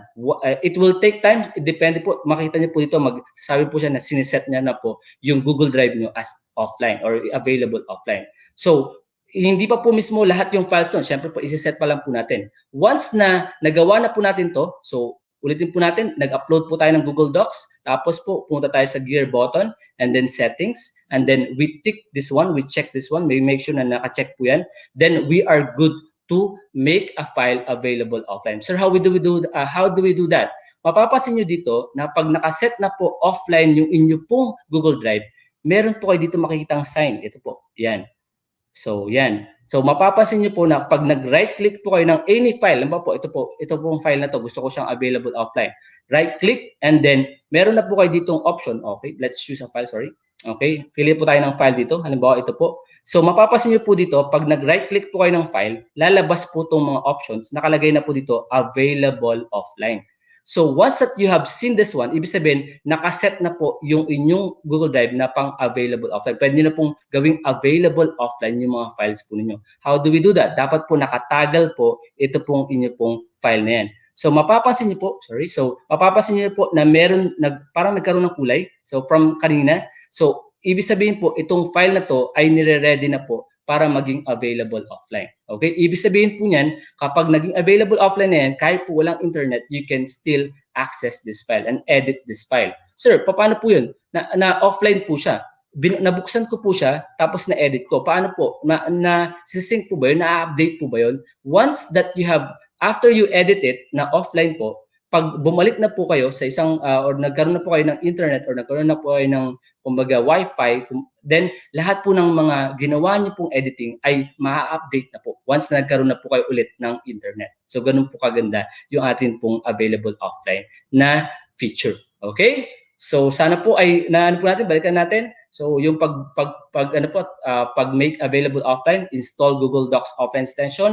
Make sure you are connected to the internet bago po maging offline, and then use Google Chrome browser para po yan. Okay? So yun po yung atin pong pag-make ng available offline. Next po, okay, tingnan natin sa oras natin. Ang next naman po natin ay how do we search file in our drive? So ayan, makasama sana yung internet natin. Ayan po. So, searching files in the drive. Paano po ba tayo mas madali? Halimbawa po, ang dami na nating accounts or ang dami na nating files na nandoon sa ating Google Drive. Sir, paano po ba yung tip natin na pwedeng gawin para mabilis po yung pag-search ng file?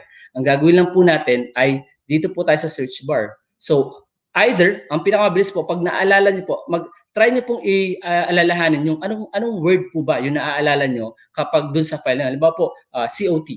So, ito po yung COT. Pag tinype niyo po COT, lalabas po dito yung mga file na about COT. Okay? Pag tinype niyo po dito, report, then you can also see all the files na may report po sa kanyang file name. Sir, hindi ko po talaga maalala kung anong klaseng file po yun. Kung yan po ay Google Sheet, Google Drive.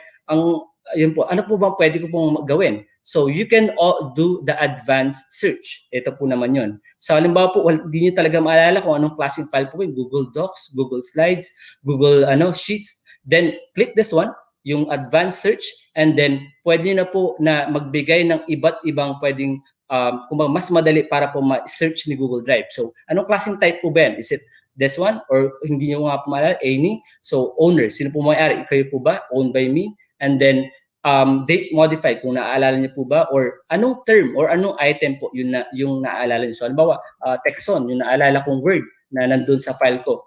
Then ang gagawin ko lang po, enter, and then lalabas po, okay. Balik po tayo. So advanced search, and then I'll put here Texon. Sorry po, sa ating Texon. And then, once that I have here, ang naalala ko lang po ay Texon talaga. So, once that I put here, yung mga details na pwede ko pong mailagay dun sa advanced search natin, then I click search, then lalabas na po dito lahat ng mga files na may kinalaman po kay Texon. Siyempre po, mas nababawasan po yung kumbaga dun sa pagpipilian natin. So, baka po dito mas madali natin makita yung atin pong file. Okay? This is how we search the file. Ganun lang po ka-simple mga kaagapay.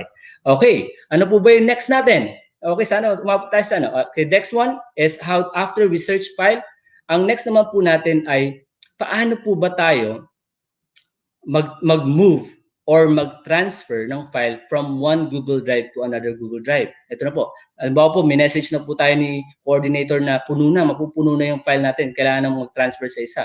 So, sir, how do I do that? How do I transfer from one Google Drive to another Google Drive? So, ang gagawin niyo lang po ay i-share po natin para ma-transfer po natin. So, all we have to do is to share this one. Click po natin itong halimbawa, ito pong pictures. Then, i-right click po natin, share. So, i-share po natin siya dun sa drive. Okay? Then, tingnan natin kung ano pong gagawin natin dun. Then, we type here yung atin pong Gmail na pagbibigyan. So, may Esther Johnny. And then, send. Isi-send po natin siya. Then, pagka-send po natin, isi-send po natin siyempre dun sa pangalawang account po natin. Okay? So, ang ginawa ko po, nag-right click ko po yung gusto ko pong i-share na file. So, isi-share ko po siya doon sa bago kong account. Kapag na-send ko na po, pupunta po ako dun sa Google Drive ko na pinag-sendan ko, and then I will look here, shared with me. Mapapansin niyo po na na-share po siya dito. Okay, so ano pong gagawin ko dyan? Ita-transfer ko na po yung laman nito dito sa aking bagong Google Drive. So how do I do that? So ang gagawin ko po ay gagawa po muna ako sa Google Drive ko ng bagong folder, okay, na paglalagyan ko, folder, and then put here pictures. Okay, ito po yung bagong laman. Dito ko po ita-transfer yung laman ng mga folders na yun. So I make a new folder. Okay, yan na po yung folder natin. And then once nakagawa na po ako ng folder ko dun sa aking drive, sa bagong account ko po, balik po ulit ako sa shared with me, and then i-open ko po ito. Okay, i-open po natin yung folder na pag ita-transfer natin. Nandito po yung mga pictures. So gusto ko po i-transfer lahat ng pictures. So I'll click one, Control A. Ayan, sinelect ko na po lahat ng mga pictures na gusto ko pong i-transfer. And then I will right click po. Ayan. And then I will move all these files to the new folder that I made. So tingnan po natin. So hintayin lang po natin mag-set up. So right click and then move to. So nagsi-set up pa po siya. Ayan. So pupuntahan ko po yung folder na ginawa ko sa drive ko, sa bagong drive ko. Dito po siya. Ito po yung ginawa ko. So open, and then I'll click move here. So mapapansin niyo po na from this folder na nakikita niyo po ngayon, i-move ko na po lahat ng files ko doon. Click move, and then wala na po siyang laman. So pag pumunta po ako dun sa bagong account ko na ginawa kong folder pictures, andun na po yung account na lahat po ng mga pictures na tinransfer nyo. So ang gagawin nyo na lang po, balik po doon sa folder nyo. Since na-transfer nyo na po yung laman nito, pwede nyo na po itong burahin. So right-click nyo lang po and then remove para po mabawasan po yung inyo pong file. Ganun na po siya kasimple mga kaagapay. Alright. So yun po, di ba? Napakasimple nung pag-transfer natin from one Google Drive to another. Hindi na po natin kailangang i-download tapos i-upload po ulit. So we can do that. Okay. Next po naman po natin, after we move and transfer, ang next po natin na gagawin ay ito po. Okay. Ito pong ating adding a shortcut folder to G Drive from external sources. Ito na po yung importante mga co-teachers. For sure, marami po sa atin na pag may mga nakikita po mga resources na nakita po sa mga ibang website, tapos sana maidlagay ko dun sa folder ko na mabilis. How do I do this? So magbigay po tayo ng halimbawa. So, for example po, ito pong atin pong channel. So sa Maestro Johnny, meron po ako ditong ginawang video na kung saan meron po akong shinare na mga Google Drive. Nandun po yung mga games, PowerPoint games. So pag inopen po natin dito po sa description box ng aking video, meron po ako dito na mga video, nakalagay po, free PowerPoint links. Kapag kinlik ko po itong link na to, i-open niya po lahat ng mga free PowerPoint games na gusto ko pong i-share dun sa ibang mga teachers. Okay? So, ano po, sir, paano ko po ilalagay ito? Na-click ko na po yan. Ganito, ano pong gagawin ko para ma-save to doon sa Google Drive? So, pag na-click niyo na po yung Google Drive link, makikita niyo na po lahat ng files nung pinagkuhanan niyo po, di ba? Gusto niyo pong ilagay yun doon sa file. Ang gawin niyo lang po, i-click niyo lang po muna dito sa may upper right, piliin niyo po yung account na gusto niyo paglagyan para po ma-open siya doon. So, ayan na po, di ba? So, once na na-open niyo na po yung account na gusto niyo paglagyan nito, ang gagawin niyo na lang po mga kaagapay, i-click niyo lang po dito. Ayan, makita niyo po dito sa drop down, and then add shortcut to drive. Add shortcut to drive. Pag kinlik niyo po yan, then click this one, my drive, and then add shortcut. Add shortcut. So, ang mangyayari po niyan, gagawa po siya ng shortcut sa Google Drive po ninyo, sa My Drive po ninyo, para madali niyo siya ma-access. So, pag pinalikan niyo po sa My Drive, mapapansin niyo po, meron na po kayong shortcut ng mga free PowerPoint games. So, kahit sa ang website, napaka-importante po mga kaagapay na ito po for sure po yung maganda pong gawin natin para pag may mga nakita po tayo mga files na sinishare po sa atin, you just simply add it to your Google Drive para po madali niyo po siyang ma-access. Okay? So yun po, napakadali lang po, di ba mga kaagapay? And then, the last one po, last one na gusto po natin i-share, okay? Ay yung paano po ba tayo mag-shorten ng link. Sir, meron po akong link na gustong i-share sa co-teacher ko, pero ang haba ng link, sir, pwede po bang paiksiin? So kahit anong link po na gusto yung gawin, halimbawa po, ito pong file na to, yung simple report, gusto natin siyang i-share. So share through link. Ayan, click ko po yung file na gusto ko pong i-share. Ulitin po natin, ito po yung file na gusto natin i-share. Right click and then po share. Tapos po dito, anyone with the link can view. Okay, anyone with the link can view. Ang gagawin ko po ay kikopy ko po yung link, copy link. Okay, copy link.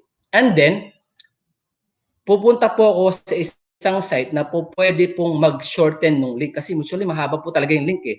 For sure, alam niyo po yan. Okay? Para po mapaiksi yung link na yan, copy link and then punta po kayo sa tinyurl.com or bit.ly.com na po pwede pong magpaliit ng mga file and then ipi-paste niyo po dito yung mahabang link ni file, paste. Ayan.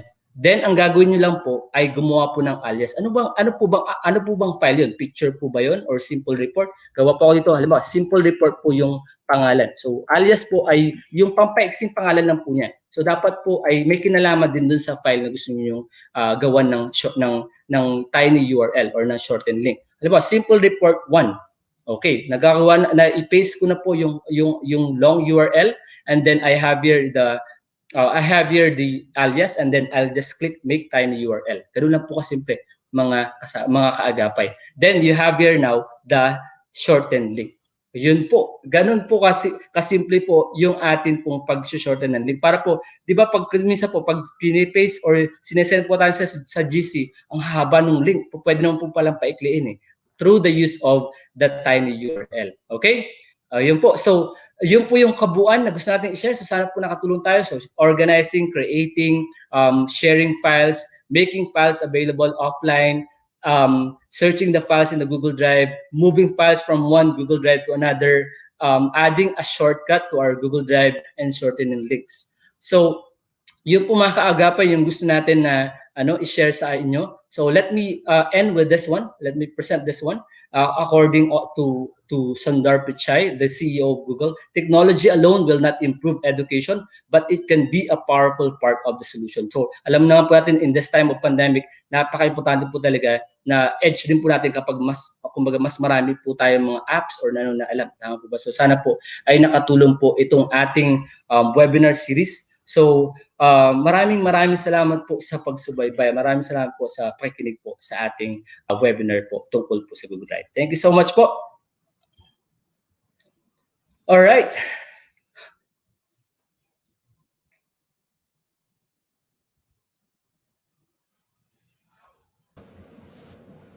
Teacher Franco, nakamute ka ba? Yan. Yung mic. So yun, maraming salamat. I think we have a couple of minutes before tayo mag-transition to entertain or give comments sa Dr. Pao, sa Jambi. Meron ba kayong mga comments, suggest, questions to Master Diony? Although alam ko napaka-comprehensive, ang dami ko rin natutunan. Pinaka-gusto ko natutunan yung nalagay ng emoji sa pangalan. Ang gandang visualizations. Gagawin ko yun mamaya pag nag-organize ako ng Google Drive ko. Thank you, Maestro Diony, for that. Okay. Teacher Pao, Sir Jambi? Yes. Meron ba tayong mga questions? Natuwa lang ako kasi that's one challenge right now, to organize the files with everything being online. And you want to make sure you don't lose any files so that you don't have to do them again. So, hindi yung parang nawala yung file, hindi ko na mahanap. Saan ko siya mahanap? Kung nasa USB ko ba yan? Di ba? Terabyte, meron kang USB, di mo alam kung ilang USB na yung hawak mo pag nawala pa yun, di ba? So, very, very helpful din yung tips ni Maestro Johnny. Napaka-organized. Ang ganda nung tips for organization. Okay, pero again, teachers, you can always reorganize naman kung medyo magulo na yung Google Drive natin. Pero it's always a good thing if we'll start from the start. Pag nag-open tayo ng Google Drive natin, mag-implement na tayo ng ating organizational style. Hindi naman kailangan na standard or pare-pareho. Find your own groove in organizing your files. Okay? Sir Jambi, bago natin i-post yung question, baka meron kang comment or reaction sa presentation ni Maestro Diony. Hindi, nainis ako kay Maestro Johnny. Bakit kasing pinaproblema eh. Tapos ngayon, dadagdag pa yung paano ko susundan yung walkthrough na yun? Ayoko na mag-walkthrough pagkatapos. Hindi, galing sir. Yun nga, tama yung sinasabi nila. Nakakatuwa na very organized yung presentation mo of how it is to organize your files. Diba? So, yung content and yung form magkahalo. So, kaya naman pala, yun, day 1 pa lang ng lesson natin, in-announce mo na sa amin na GCE level 2 ka na. Yan, congratulations. Yes, congratulations, man. Kitang-kita nyo naman, no? Exemplifying no, kung ano ng mga GCL2. Ganyan yung level ng mga GCL2 natin. Kaya, congratulations sa Maestro Diony. Okay? Thank you so much po. So, again, ito may isang question, Maestro Diony, baka pwede natin sagutin bago Sige tayo lumipat sa ating next session. This is from Miss Virginia Valdez Kayabyab. May feature po ba sa storage na possible na maayos ang file by date? Okay, so tignan po natin. Hindi natin ma-announce for no. Ano yung file natin. So we have here, ang option po natin dito sa pag-organize po ng file natin ay yan po. Meron po tayong 4 ways. Yung name po alphabetically arranged. Pwede po last modified. Depende po dun sa modification kung ano po yung pinaka last yun na modify po pwede rin po. Or yung last open by me. Bali po doon pag kinlik niyo po doon sa may drive po ninyo, sa my drive po ninyo, may makita po kayo doon sa bandang gilid ng folder na name tsaka parang arrow button. Pag click niyo po yung name button doon, meron pong 4 na options na lalabas. Yung name, last modified by me, and last open by me. So doon po nyo po pwede rin ma-organize. So dito po yan, mga co-teachers, o mga ka-master, mga kaagapay. Ayan. So dito po sa my drive, then pag click niyo po dito, you can arrange your files by name, kung ano po yung last modified by kung sino po yung nakapag-modify kapag nakashare po yung file, last modified by me or last open by me. So, pwede niyo pong i-click yan. So, makita niyo po dito na nagre-rearrange po siya. Depende po dun sa napili niyo po na way ng pag-arrange po niya. Last modified, so yan po, magbabago-bago po siya. Okay, that's how you organize din po yung inyo pong or arrange yung inyo pong mga files. Okay? Ayan. So parang po mas madali. Alam mo po, ito po ay meron po kayong file na minodify nito lang. So gusto niyo yung po yung nasa pinakaunahan. So last modified by me ang piliin po ninyo. So yan, lalabas na po yan dito yung file na pinaka-last na na-modify po ninyo or na gamit po ninyo. Yun. Yan po, sir.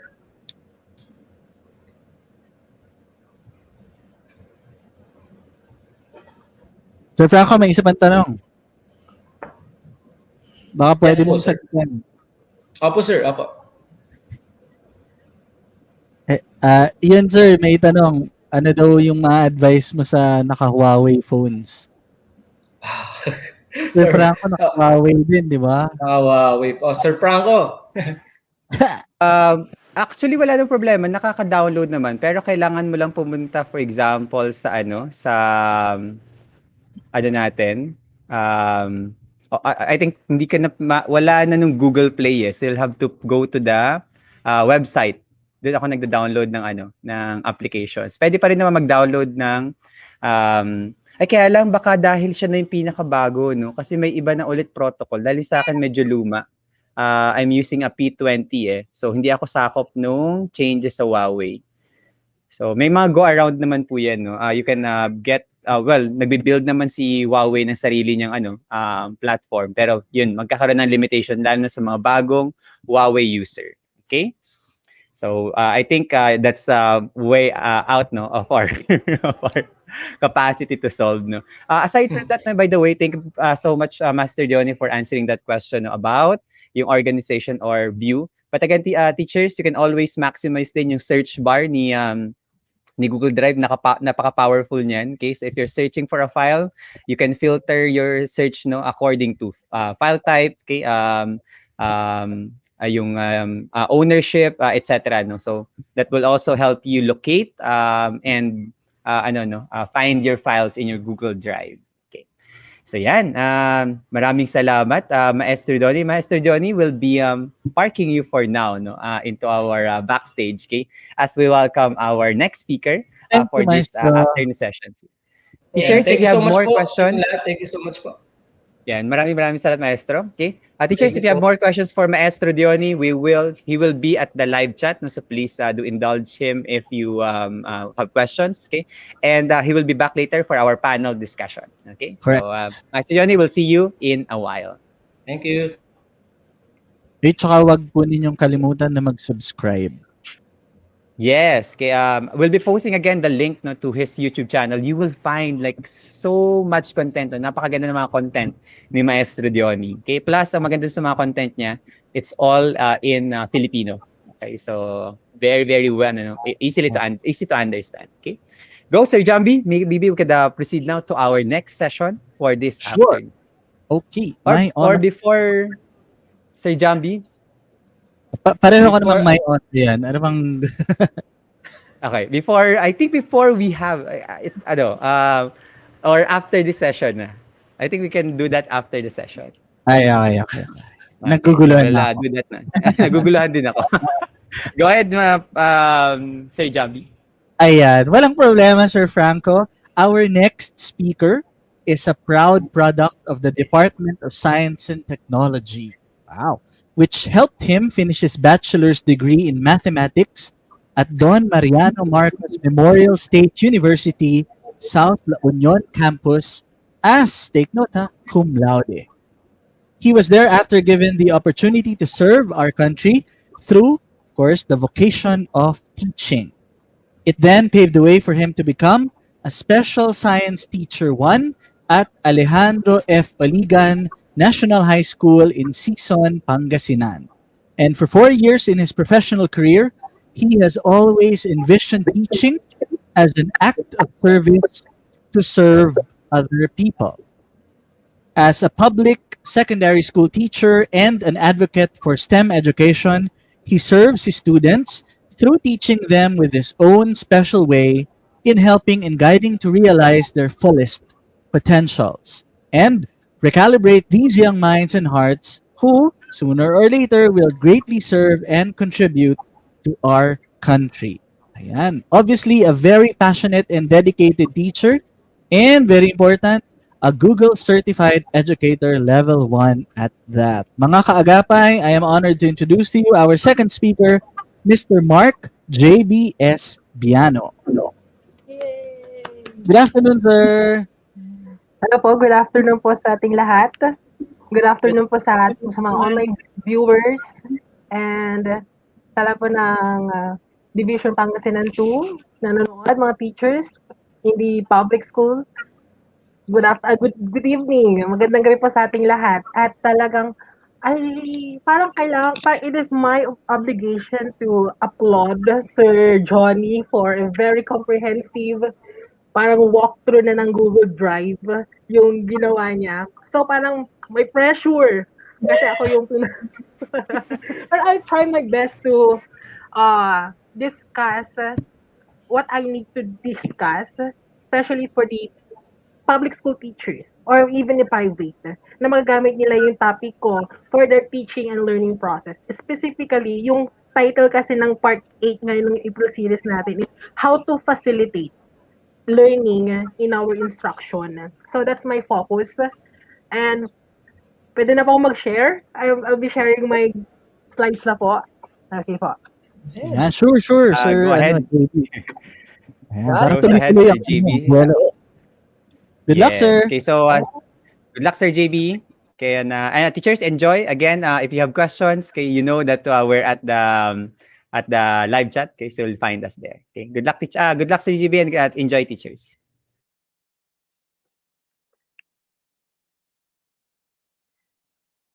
Okay, magandang gabi po pa rin po. Ulitin ko po, magandang gabi po sa ating lahat for the online viewers, especially for my co-teachers and in our field of teaching. So, my topic is all about Google Forms. So, andyan na po, nakitang-kita po natin.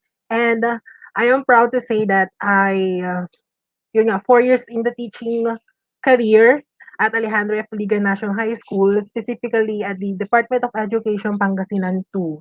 So, this will be the last topic for the April series part 8, facilitating learning using Google for education tools. So, there are 2 parts.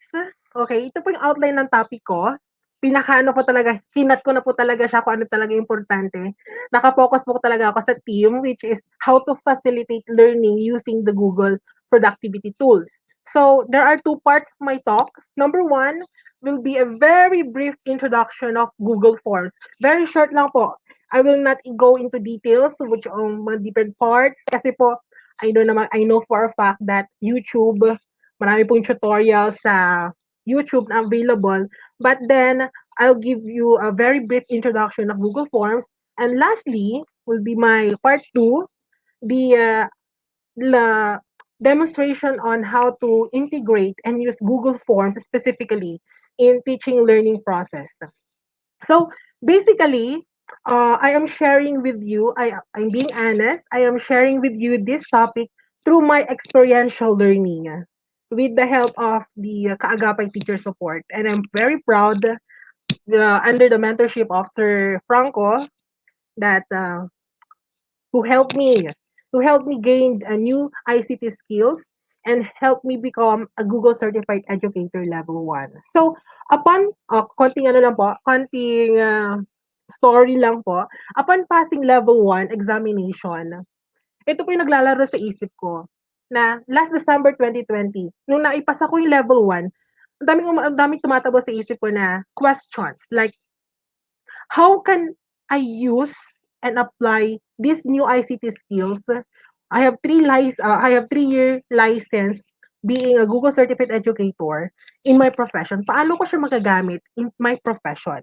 So apparently, little by little, I was able to apply what I have learned as a beginner. Yes, I am a beginner for this Google productivity tools, but then I am trying my best. Okay, so, when I happen to organize, so ito na po, nagamit ko yung pagiging Google Certified Educator ko when I happen to organize our school's very first virtual in-service training. So, relate po yung mga public school teachers during last December.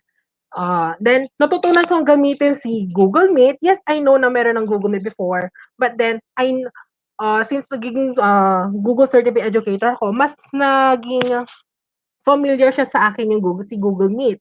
Even Google Docs, Google Slides, and especially si Google Forms. Wherein I have created an online registration for our 6-day training, or virtual training, and then online assessment and evaluation, and online submission portal. So, yun po yung mga ginamit ko. So, na-apply ko din po agad yung mga natutunan ko under Kaagapay Teacher Support. And then, it happened na nakapasa ako. Then, talagang na-apply ko din po talaga. Experiential learning. So my question is, I have a question. 3 questions before I go through. Okay, ito po. Sorry po. So, ito po question, ano na po natin, introduction about Google Forms. So, it is a survey administration software included as part of the free, ayan, ito po, free, libre po, web-based Google Docs editor suite offered by Google. So, it is an instruction and assessment tool. So, hindi naman po bago sa atin during this pandemic. Talaga nauso po talaga yung online webinars. Ayan po. So, every webinars, meron po yung online registration and online evaluation. So, yun po lang talaga yung idea ko about Google Forms na parang gano'n lang talaga. But then somehow, sooner or later, when I realized that Google Forms is also be a part of the instruction and assessment tool for our learners. So, ito pong Google Forms din po is accessible via Google Chrome. Ayan po. So, ayan po, ito po yung mga requirements para ma-access po natin si Google Forms. So, yung first picture natin yan is Gmail. For those editors, ayan po, kung ikaw po yung editor, kung gagawa ng Google Forms, ma-access mo siya kasi ikaw gagawa ng Google Forms. Pwedeng assessment tool or evaluation tool. And then, kinakailangan din po ng internet. So, ito po yung, yung disadvantage po ni Google Forms na kinakailangan po talaga ng internet para ma-access. Ito po yung requirement para ma-access si Google Forms. However, pero don't worry po mga fellow teachers that Google Forms need not hindi po kinakailangan po ng hindi na po siya kumakain ng malaking data kasi low bandwidth lang mo naman po siya. So, talagang very accessible po siya. And then, yung Google Forms po natin, pwede pong ma-access ng mga hindi editors. Okay lang po iyon. And then, accessibility, andyan po yung pwede po natin siyang ma-search sa Gmail, basta meron po tayong account, Gmail account, or pwede po meron Google Workspace sa organization po natin, ma-access po natin siya. Okay, and then open lang po natin si Google Drive and then click new icon, then mahanap po natin doon si Google Form. And then second is yung mobile phone. Ma-access din po natin si Google Forms gamit si mobile phone po natin. However, ma-access po natin siya kapag gagamitin po natin yung Chrome app. Okay po. So pangatlo is yung Chrome tab po gamit po natin yung laptop po natin. So, ito po yung mga features po ni Google Forms. Tatlo po yung features niya. Shareable po siya. So, easily share your forms to collect data. So, ayun po, mapapansin po natin that during our webinars na inatendan po natin, meron po talaga silang sinishare na data na Google Forms to collect data from us, specifically kapag kinakailangan ng attendance. Yan po kapag may webinars po, mga fellow teachers, always po na tinatanong po natin na where can we access the registration form o ganun po. So, shareable po siya. And then, second is mobility. So, easily access forms in any platforms or on the go. So, kahit saan ka po, okay, kahit nasa biyahe ka, kung anong devices ang gamit mo, laptop man or iPad or tablet or mobile phone, pwede po natin siyang ma-access. And then, pangatlo, yung pinakamaganda po dito sa ating Google Forms is yung analytics niya po. So, easily to understand your data through automated analytics with visuals such as graphs. Ayan po talaga, no? Yung po yung maganda po doon sa Google Forms, makikita po talaga natin yung visual representation ng mga analytics, yung data na kinakailangan. Specifically, kung may evaluation or quizzes na ginagawa po natin, or pwede rin pong for research to gather data from our participants. Okay. Now, I have two questions here. Okay. Ito na po papasok po yung part 2 ko. Tapos na po ako sa brief introduction. So, I have two questions. This could be a question for all of us teachers. I'm talking to all teachers watching online. This is our questions. So, are we ready to embrace ICT integration in delivering our instruction in the new normal? Okay, ready po ba tayo? If you say yes, then say, okay, yes po. Pero ako po, yes, I am ready. My personal stand about the question is that it is not new to us about integrating ICT. So, hindi na po bago sa atin.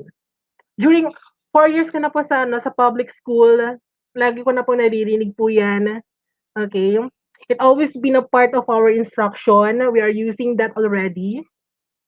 Yan din po yung mga sinasabi we often told by our principals and the lecturer or the service provider ng mga related trainings about integration of ICT.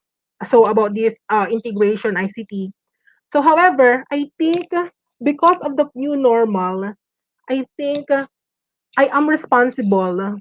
I don't know kung pares po tayo. I am responsible to equip myself as a teacher with the new ICT skills for better delivery for instruction amidst the pandemic. So, lalo na po wala pong face-to-face. Parang I am responsible to equip, to upskill, and to reskill myself with the new ICT trends that I can use in delivering my instruction to my learners effectively without compromising the quality of the education.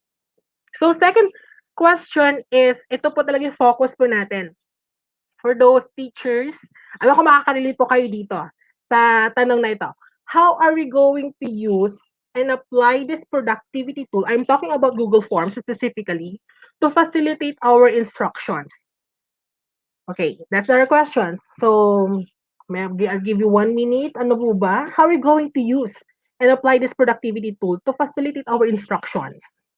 So professionally, we teachers are guided with our RPMS PPST. Tama po ba? O yun yung talagang standard po natin about integrating ICT in teaching learning process. So we are already aware. Okay, we are guided with the RPMS PPSC tool that we should there there is we should integrate ICT in our instruction. So para mas makakarelate po kayo, this can be found sa CRA1 po natin, which is the Content, Knowledge, and Pedagogy. Objective 2, okay, it states there that we teachers ensured the positive use of ICT to facilitate the teaching and learning process. O yun po yun po yung una. Pangalawa, yan po yung talaga yung guide po natin. Paano po natin magagamit si Google Forms into our teaching, to facilitate the teaching and learning process. Pangalawa is the CRA3, which is the curriculum and planning under the Objective 7. So ito po, makakarelate po kayo. So Objective 7, this is a classroom observation tools. Ito na po, baka next schedule na po natin ng second observation. Paano na kaya natin magagamit yung ICT skills? How we're going to integrate ICT skills in our instructions? Okay, di ba may tatlo po yun, either online or the video presentation na bibigay po natin, or pwede po during our lock session. So ito po, pwede makakatulong po sa ating to, teachers, paano natin magagamit si Google Forms into our teaching. Paano natin magagamit, paano natin i-incorporate, paano natin i-integrate si Google Forms sa ating pagtuturo, pagpapakitang turo during our lock session. Kasi nga, classroom observation tool. So, sa Objective 7, sabi po doon is, the teachers should select, develop, and organize and use appropriate teaching and learning resources, including ICT, to address learning goals. So I believe that hindi na po tayo mahihirapan because I am giving an idea, okay, to select or use Google Forms, okay, as our tool. Okay, gagamitan niya, parang i-connect po natin siya kung kinakailangan po ba siya sa learning goals po natin. So magagamit po natin si Google Forms to our teaching. So evidently, we are already practicing these objectives during pre-COVID times. I know for a fact that during pre-COVID times, ginagawa na po natin. Okay, gumagamit na po tayo ng mga ICT tools, okay, to integrate in our lesson. But paano naman po ngayon? However, we should take into consideration on how to professionally execute this productivity tool during this new normal. Okay. So, yung ibibigay ko po is yung ways. Okay. Ito po yung natutunan ko during my upon my learning experiences in kaagapay. Okay. Team replay po ako kung minsan. So ito po yung natutunan ko po talaga from Sir Franco that I want also to share it with you. Parang my goal is to amplify kung ano po yung tinuturo po ni Sir Franco sa amin. Okay, kasi talagang very helpful talaga yung mga videos na sa kaagapay. So I want to share, to amplify the idea from Sir Franco na sa tingin ko na pwedeng magamit natin to facilitate our instruction.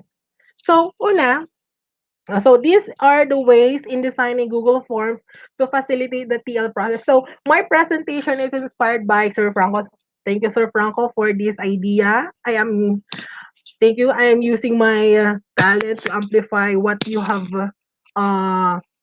shared with us. Okay.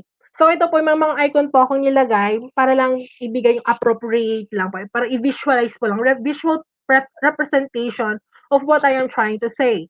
So ito po yung ways, meron po tayong 9 ways in designing Google Forms to facilitate the teaching learning process. Una, opinion survey. Okay, mamaya po, i-demonstrate ko po yan kung paano gamitin si opinion survey. Anong purpose ni opinion survey? Pangalawa, we have quick poll. Ayan po. Pangatlo, the check-in, check-out or the alternative way on how to check the attendance of the learners during the asynchronous during a synchronous session. Then okay, so pang-apat po is hindi man po siya part ng formative assessment, but we could use this as we could use Google Forms as a submission portal.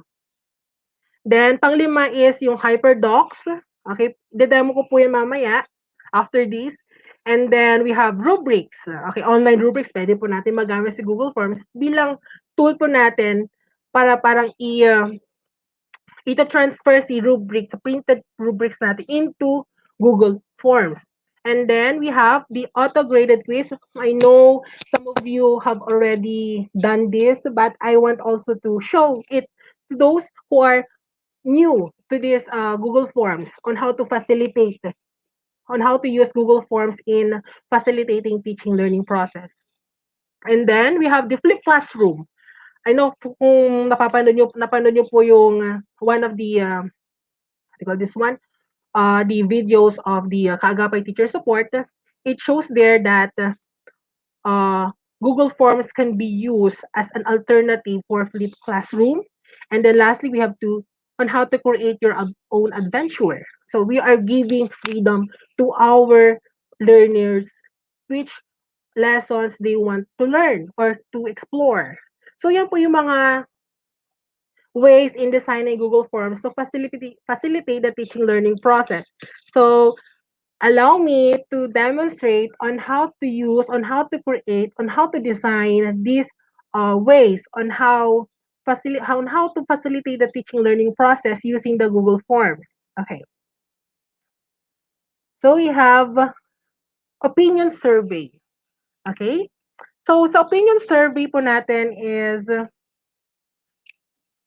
this is a perfect formative assessment. Okay? So ito na po, ready na po yung nagawa ko na po ito last 2 days or last night. Okay, so una is opinion survey. So this is a perfect for formative assessment. So ano bang purpose ng opinion survey? So the purpose of opinion survey, we can use Google Forms as an opinion survey to measure the students or our learners understanding in a qualitative manner. So magagamit natin po siya na before or after the lesson, we could send this Google form to our learners during our synchronous or asynchronous session to measure, to gather the ideas of our learners during the lessons. Okay? So it's simply gathering their opinion about the lessons we have discussed during a synchronous or synchronous session. So, ito po, ang ginawa ko po natin dyan is, okay, pumunta po ako sa, paano ko po na-access pa pala yan? Papakita ko lang po, paano ko na-access yung Google Forms. So, papakita ko lang po muna. Mag-open lang po ako ng new tab. So, let's say, okay, Google. Open na po yung account ko. So, dito po, makikita nyo po dito yung merong 9, dito yung parang 9 dots here. Okay, i-open lang po natin yan. Click lang po natin. Then, punta tayo sa Drive. Okay. So, Drive, makita po natin dyan. Okay. Now, on how to open Google Forms, on how to create Google Forms. So, i-click lang po natin itong si new icon here. Ito po, new. Pindutin po natin. And then, hanapin natin si Google Forms. Ayan po. Pagkapindot po natin yan, ito po ang lalabas. Ayan na. Ito na po yung interface on how we're going to design our Google Forms. So, balik po tayo doon. Opinion survey. Ito po, paano ko po ito? Kung una nyo palang nakita dyan, meron na pong design. That is the banner. Ayan po. Para naman maganda, attractive naman po sa mga learners ko. Okay, paano po ako naglagay po niyan? So, simply punta po tayo dun sa customize theme. Ito po yung parang ginagamit ng mga painter. Okay. Sorry. So, ito po, click lang po natin yan and then select lang po tayo ng team. Kung export natin yan. Tinanggal ko po muna yung ano natin, yung banner po, yung header po natin. So, we could choose an image. So, click po natin choose image. Ayan po, may mga different teams po dyan.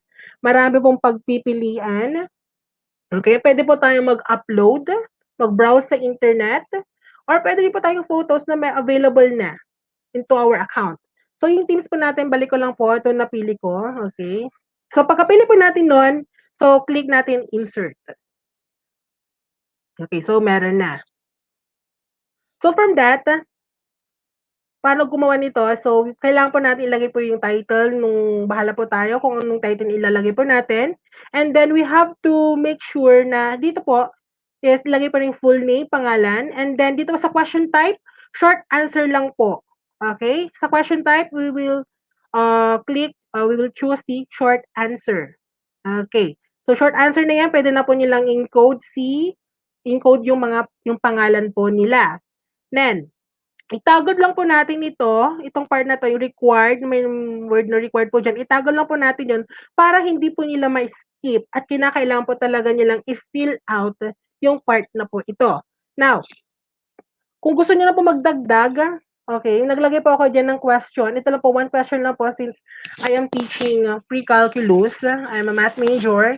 So, ito po, naglagay lang po ako ng questions because I want to know their ideas kung anong importance ng learning ng mathematics. So, pwede po dagdagan na what is the importance of learning mathematics in the new normal. Okay, yan po, pwede po yan. So, pwede po dito is, pwede pong short answer. Depende po sa ano tayo, sa question type po natin. Kung gusto natin hingin yung paragraph o yung long answer, long ideas, okay, comprehensive ideas from our learners, okay lang din po. Or pwede rin pong short answer lang din po. Ang maganda po dito, tip po natin dito is, ang maganda po dito sa opinion survey is, we are able to set validation from the responses or to control the responses of the students. Baka sobrang dami na pong nailagay po nila, baka yun ganun po. And then pwede rin pong short answer lang po, set validation na po. So on how to set that, we have to click this 3 vertical dots here. Ayan po, makikita po natin diyan yung response validation. So sa response validation natin, yung kung ilang number of characters ang kinakailangan. So number, okay, kung ano greater is greater than, mag-set po tayo dyan kung ilang number lang po. Okay. Yung length, pwede po nang introduce natin po yung length. Ayan. Okay po yan, Try po natin yung length. And then yung maximum character count. So ilagay po natin, pwede ito ilagay natin is 100 characters. Okay. Now, pwede nating subukan na po. So ang maganda po dito is makikita po natin yung kabuuan or kung ano po yung itsura ng Google Forms po natin kapag na-access na po ng ating mga learners. So dito po, click lang po natin itong preview. Ayan po, yung mata, icon here, preview icon. So ito po yung kabuuan ng ating opinion survey. So we could send this to our learners para hingin po yung kanilang mga idea. So try po natin. So I'll write my name.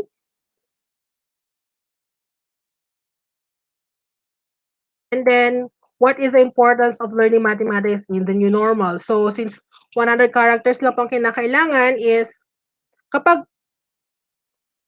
ayan, okay, I think the importance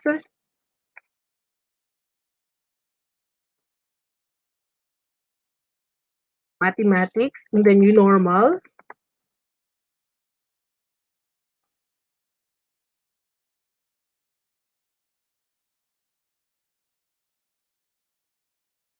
Okay, so it's very important to me because it is one of the, okay. So makikita po natin dyan kapag nag-exceed na po yung idea o yung characters na hiningi po natin, magka-appear po dyan na must be 100 characters lang or fewer, mas mababa sa 100 characters. So yung tendency po nun, makokontrol po natin yung responses ng ating mga learners. So, ayan, so nag-exceed po tayo ng 100 characters, pwede nating ilagay na sabi dito kasi is must be 100 characters or less than. So it is one of the fundamental skills we have to learn. Ayan. Pwede po yan. So try po natin submit. Okay. Pwede na po. Naisabi na po natin doon. So next is, okay. So makikita po natin, balik po tayo doon. Mag-a-appear po dito yung responses po natin, ng learners po natin. Ayan po. So ayan po makikita po natin. Okay. Then next naman po natin is the quick poll. Ayan. So yung quick poll po natin is, natutunan ko din po to kay Sir Franco. Quick poll po natin is, parang similar din lang po siya sa ating, okay, so sorry. Similar po siya sa opinion survey. However, ang maganda po dito is, quick poll is used to measure the current understanding of the lessons of the learners. Okay, parang very close-ended question po ang mangyayari. Close-ended questions, kumbaga may pagpipilian yung mga learners po natin, current understanding po nila from our lessons. So, una po dyan, yung full name kinakailangan po, and then, so, question type, short answer, then itoggle po, don't forget to toggle, and then kapag mag-add po tayo ng question, ito click lang po natin tong add question here, ayan. So, kapag in-add po natin, clinic po natin yan, ayun po maglalagay, mag-appear po dito, madadagdagan po ng another questions. Okay. So meron na po ako nilagay dito. So my topic, focus ko po ngayon is pre-calculus, which is the conic sections. So kunyari, I am conducting a synchronous session. Now, during our sessions, nag-send ako ng Google Forms sa message, nag-comment po ako, kinomment ko dun yung link ng Google Forms, then I want to know their current understanding of our lessons, which is the connect section. So, ayun po, nag-link ko na po ako dyan. So, what do you call a solid figure whose base is a circle and joined by a point called the vertex to the curved part? So, now, ano pong ilalagay po natin? Since closed-ended question po tayo, pwede po tayo pumunta doon sa question type. Click po natin si multiple choice. Ayan po. So, multiple choice, meron po yung mga ilalagay po natin dito na pagpipilian ng mga bata. Is the cylinder, pyramid, cone, and prism. So, kung pwede naman po natin magdagdag another questions, okay lang din po. Okay? Now, don't forget to toggle these questions para required po talaga silang magsagot. So, okay, so it is good about the good about this quick poll is during the synchronous classes. So, we could see the results of their responses immediately. Makikita po natin agad-agad yung responses ng mga estudyante po natin during the synchronous session. Okay, so natapos na po natin dyan. Natagol ko na po ito, which is required po yan. Then, try po natin i-preview. So, preview po natin. Okay, name. Okay, I'll write my name.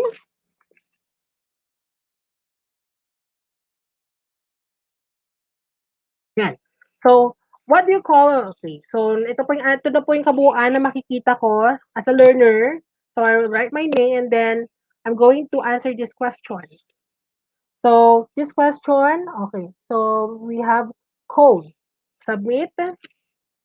Okay. So, nasabi na po natin dyan, makikita po natin, balik po tayo doon. So, makikita po yung responses. Okay. Kung gusto natin makita po agad yung response ng mga estudyante, ito po yung analytics po nung question, na data na nag-gather natin from our learners. From this analytics, makikita po natin na if we have 20 students in the synchronous session, therefore, we may see or we may immediately check their idea, their current understanding. So, for example, makita po natin yung orange po dito signifies the cone. So, which is the correct answer. So, pwede natin makita na 90% of the learners answered cone. Then 10% of the learners answered prism. And we call it green if ever na meron po. So, ganun po ang quick poll po natin. So, pwede po natin magamit siya during our synchronous session. Okay. Next, we have the check-in. Ito po. Check-in and check-in po ito check-in. So, meron po akong nilagay po dito. Ayan, banner, yung header po natin. Then, so dito, synchronous session po natin, synchronous session, pwede natin magamit siya during synchronous session. Okay, so, okay, and instead of using attendance form, we may use this kind of form, using Google Form, yung check-in, to check, or being the alternative way to check the attendance of our learners. Okay. So, pwede natin gamitin tong way na to para ma-check yung attendance ng ating mga learners. So, ito po yon. Lagay po natin yung full name, kinakailangan po natin. So, kapag ano naman po, kapag yung synchronous session po natin is may hawak ka ng dalawang sections or dalawang strand na same ng subject, pwede po natin mag-add po tayo ng question. So, pwede natin ilagay po natin ng grade level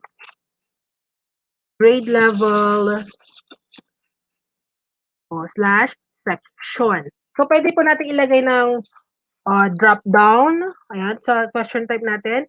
Drop down or move. Okay, drop down po tayo. Try po natin. Ano ba mga section na hawak ko? Sa pre-calculus, I have basically, sa school po namin, one section lang po ang STEM po namin. So, say for example, we have the STEM 11A, and then we have this STEM 11B. So, say for example, meron po tayong dalawang section from STEM. 11B. Okay, pwede po yan. And then, don't forget the toggled. And then, we may opt to add another questions.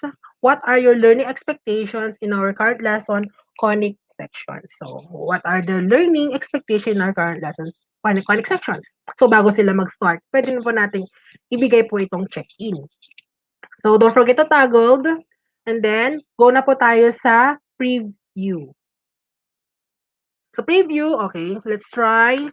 Kunyari, estudyante ko si Catriona Gray. Okay, estudyante ko si Catriona Gray, magaling siya.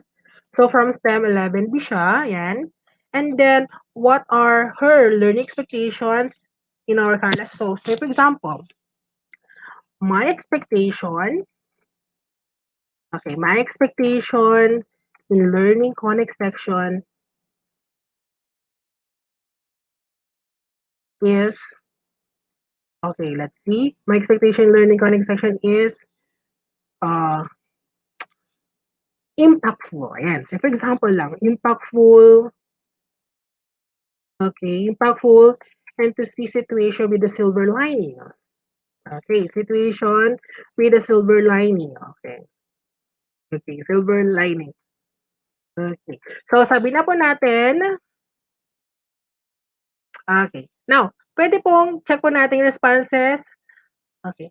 Ang kagandahan po dito sa check-in, fellow teachers, is that hindi na po natin kinakailangan. Since we are using check-in as an alternative way sa attendance form, hindi na po natin kinakailangan mag-add question po dito ng date.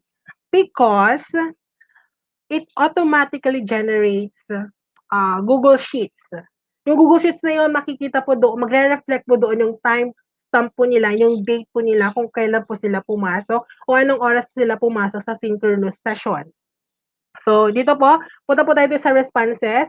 Makikita po natin dito yung color green po dito. Okay. So, dito, when we click this, okay. Yan, nakagawa na po kasi ako. Ayan, ito po yung time span from the Google Sheets. Automatic po talaga po yan. So, makikita po natin time span po ni Catriona Grace, April 30, ayan, 7. Okay, 7:08. Okay, so, ayan po lahat.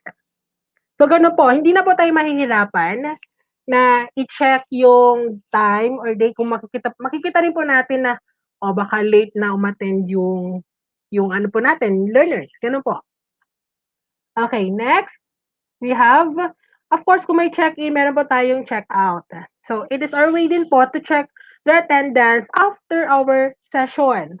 Para lang po, ma-check lang po talaga natin kung talagang nandun po sila the whole session po, from the very start until the last minute of the session. Ngayon, kung ang learning syempre ilagay po natin pa rin po yung name. Okay, we have to require that. Okay, you may opt to add another question, which is their section, and then another questions based from our lessons on what have you learned from the lesson conic sections. So, ganun po. Okay? Now, okay, it's already 7:05. Okay. Now, after the check-in, meron po tayong the submission portal. Okay. Sa submission portal po yan is, na-apply ko po siya during, sabi ko po kanina, I already applied that during our virtual training. When I want to collect all the outputs of my fellow teachers during the lectures or sessions. So, parang hindi na po ako maglilibot-libot. Siyempre po, virtual po kami. Yung iba po nasa bahay, nasa school during that time. So, I use Google Forms, okay, para kolektahin yung output po nila. Okay. Same is true with in my class, which is the STEM 12. Ginamit ko po itong Google Forms as a submission portal.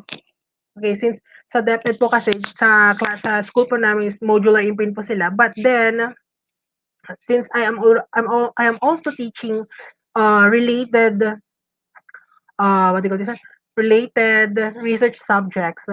Syempre, I required them to have their to produce their research manuscript. So, I created this submission portal. So, ito po yung actual na ginamit ko or ginawa ko as a submission portal for their research manuscript sa subject kong research.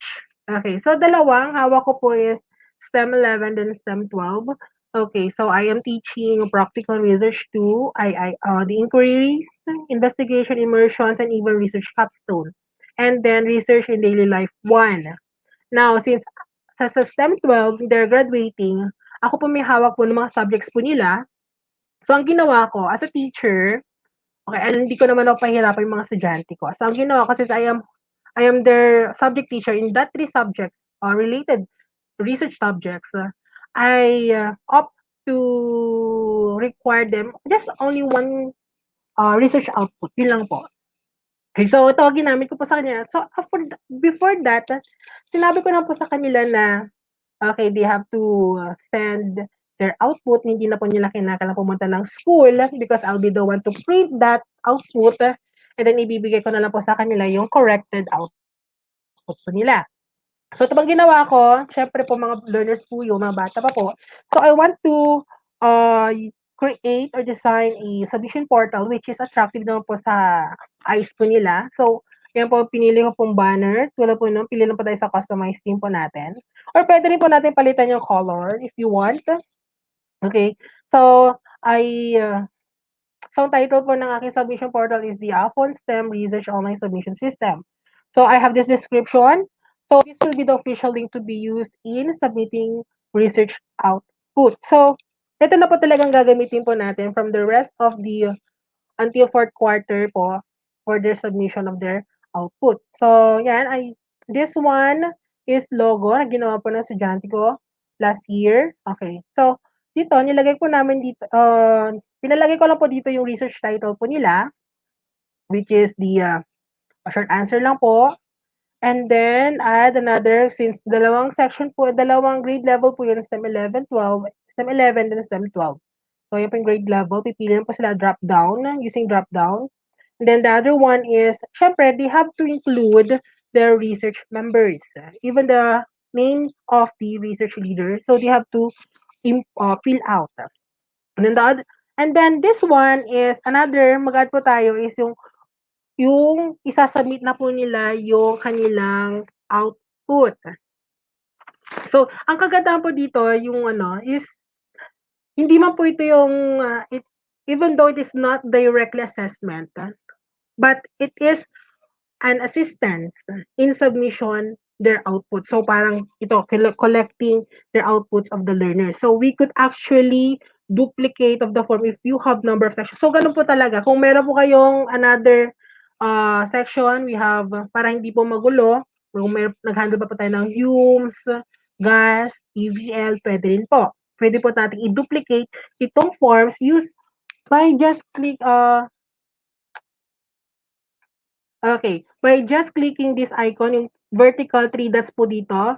So dito click po natin yung make a copy. Pwede po tayo diyan para hindi po siya hassle. Okay. Now, dito po paano po nila i-upload yung files po nila? So, since ito lagi po natin yung research manuscript, bahala na po kayo kung nilalagay niyo po na in the description. And then dito sa question type po natin, pipili po natin si file upload. So, si file upload, pili po natin diyan.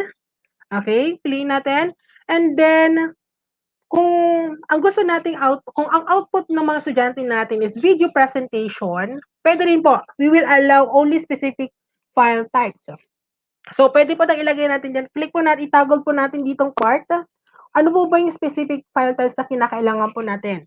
So, document po ba yan? Spreadsheet, PDF, or video? Kapag video, click po natin yan. And then, syempre, medyo malaki-laki pong mga MB pong nagagawa po ng video. So, we will sabihin po natin, inform na po natin agad yung ating mga learners na hanggang, 100 MB lang ang kinakailangan po nila. 100 MB, mag-set po tayo ng file size po. 100 MB ba yan?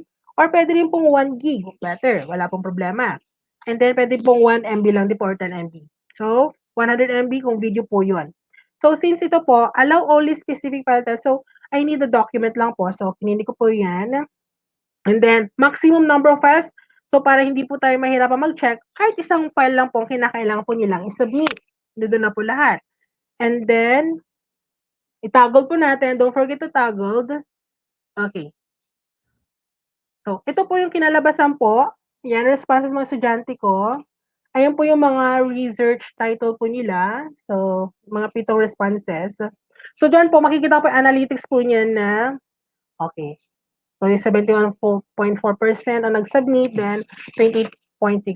Okay, ito po yung mga pangalan po nila. And then, ito po yung mga research manuscript na sinubmit po nila sa aking submission portal. Ang gandahan po dito, sa submission portal ng Google Form, we will use Google Form sa submission portal, it automatically generates folder for the uploaded files. So, automatic po na kapag ang estudyante nag-upload ng file using the Google Forms, automatic po na nag-generate po ng folder. So, ito po, automatic. So, let's view the folder. Okay. Ito yung folder mismo ng mga nakolekta kong outputs from my students. So, hindi po ako mahihirapan. Hanapin ko lang po yan and then download and then I'm going to check that. Siyempre, i-download ko, then print, and then check na po. Ganun po. So, ganun po ang yung purpose po din ng Google Forms. Pwede po natin gamitin siya as our assistant to collect the output of our learners. So, next is HyperDocs. Okay, HyperDocs. Ito po yung HyperDocs po natin is if we ask our students to create output, okay, kung nakalagay po doon sa modular po nila, nagagawa po sila ng Google Docs or Google Slides or even publish blogs or pwede rin po yung uploaded video po nila sa kanilang Facebook account. Okay, kung kinakailangan po natin nilang i-submit yung mga yon, so pwede po nating ask them to send the link of their outputs para po ma-organize. So, ang ginawa ko po dito is so kailangan po ng pangalan, okay? And then okay. So, recently lang po. Okay. So, I am expecting them to create their reflection paper kasi I'm also a work immersion teacher. Okay, I am going to ask them to use Google Docs to write or make reflection paper using Google Docs. Ayan po. So, dito na po nila ipipaste yung link ng kanilang reflection paper. Okay. And then, pwede rin po dito yung sooner or later, pwede rin silang gumawa ng portfolio. We could use Google Slides para gumawa sila ng portfolio po nila, digital portfolio. So, dito, i-click lang po, i-send lang po nila yung, pipaste lang po nila dito yung link ng kanilang portfolio using Google Slides. Or pwede rin po dito, another is they have to paste the link of their video presentation about their research proposal. Since hindi po pwede silang pumunta ng school, so we ask them kahit virtual o kaya video presentation, pwede rin po yun. Research proposal po nila. Then, i-evaluate na lang po natin. So, ganun din po mga teachers. I-paste lang po nila at ang kagandahan po dito, when we check on the created spreadsheet, makikita po natin doon talaga na organize po yung mga links ng kanilang mga outputs. And then, ihahanapin na lang po natin, click lang po natin yung link po nila and then they directly na mapupunta na po tayo dun sa kanilang mga outputs. O, ganun po ang kagandahan po ng Google Forms. Pwede pa rin HyperDocs po. Next is, ito na po maganda. Okay, talaga pong pang-assessment. We have quiz. Auto-graded quizzes. Okay. We can use Google Forms as a way. Okay? So, a portal wherein automatically mag-gradean yung kanilang mga quizzes. So, we have this. Ayan. So, quiz on pre-calculus connect section. So, nagbigay ako ng description. Hello, learners. This is your first quiz in our lesson. So, good luck. So, next is name. Now, kung mapapansin niyo po dito, I entered another section. Why? Because I want them to fill out first the personal information needed para po hindi po nila makikita po agad yung mga questions. Kailangan po nila munang i-fill out lang ng personal information needed and then saka po kapag mag-next po doon, saka lang po sila mapupunta doon sa quiz proper. So, paano po yun? Mag-add lang po tayo ng section. Ito po. Add section po yung dalawang rectangle po dito. Rectangular prism po dito. Dalawa lang po yan. So, click lang po natin yan. Mag-add na po tayo ng section. Doon na po tayo. Kapag na-fill out na po nila yung name na yan, and then another, hindi po agad mag-a-appear yung quizzes. So, kapag na-fill out yung personal information, then next, doon lang po talaga makikita yung mga questions. Pwede po natin gawing po yun din. Possible din po na each question, para hindi po nila mabalikan. Okay. Pwede po yun. Parang, what do you say, academic honesty, academic integrity, ganyan po. So, pwede pong per question, pwede po tayong mag-add ng section para po hindi po okay po.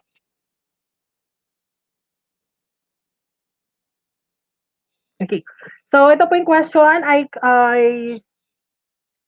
prepared 3 questions. Okay. So, for sure, meron po tayong viewers ngayon na math major. So, number 1 question is, okay, naglagay po ako dyan. What do you call the curve form when the intersection? Pagkalagay ko po yan lahat, ng question na po yan, pagpipilian, punta po tayo doon sa setting. Ayan po. Ito po, yung setting po dito.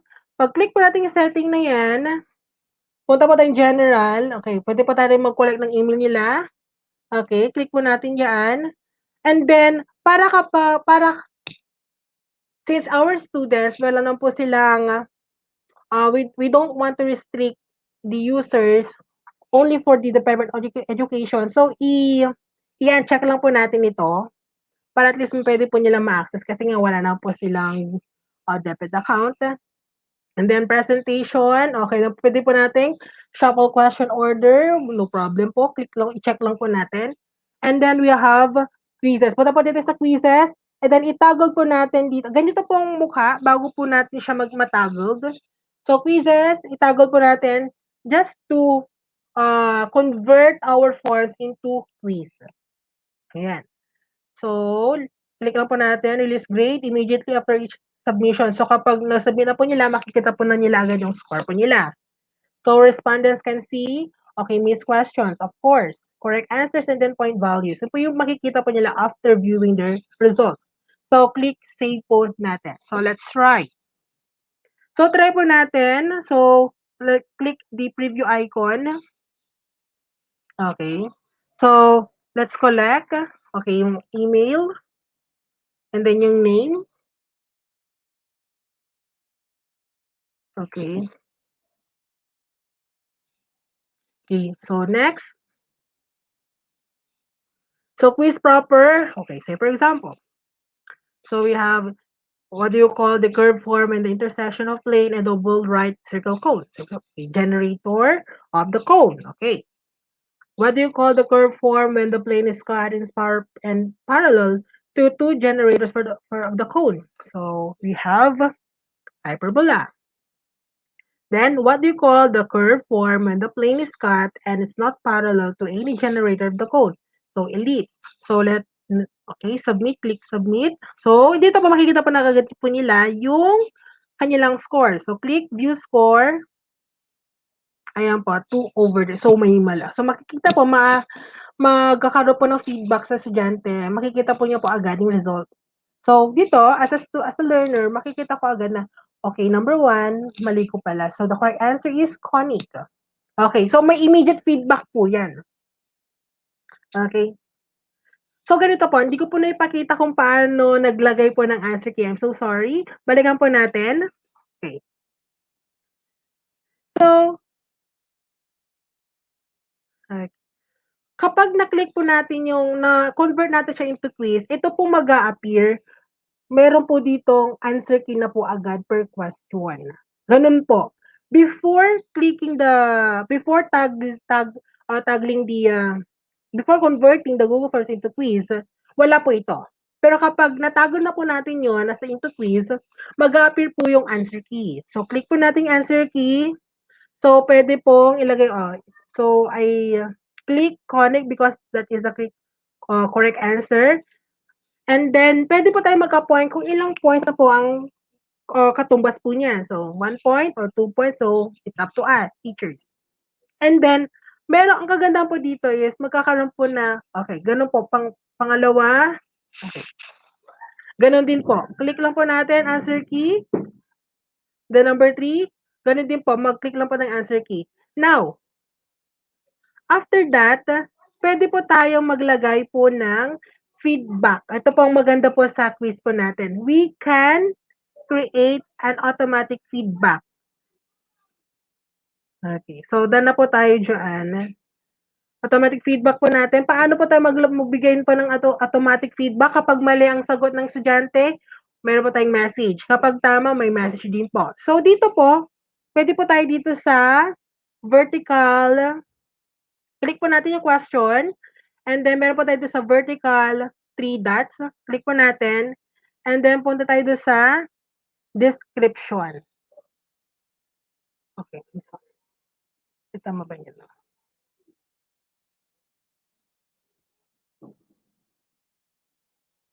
Ay, sorry.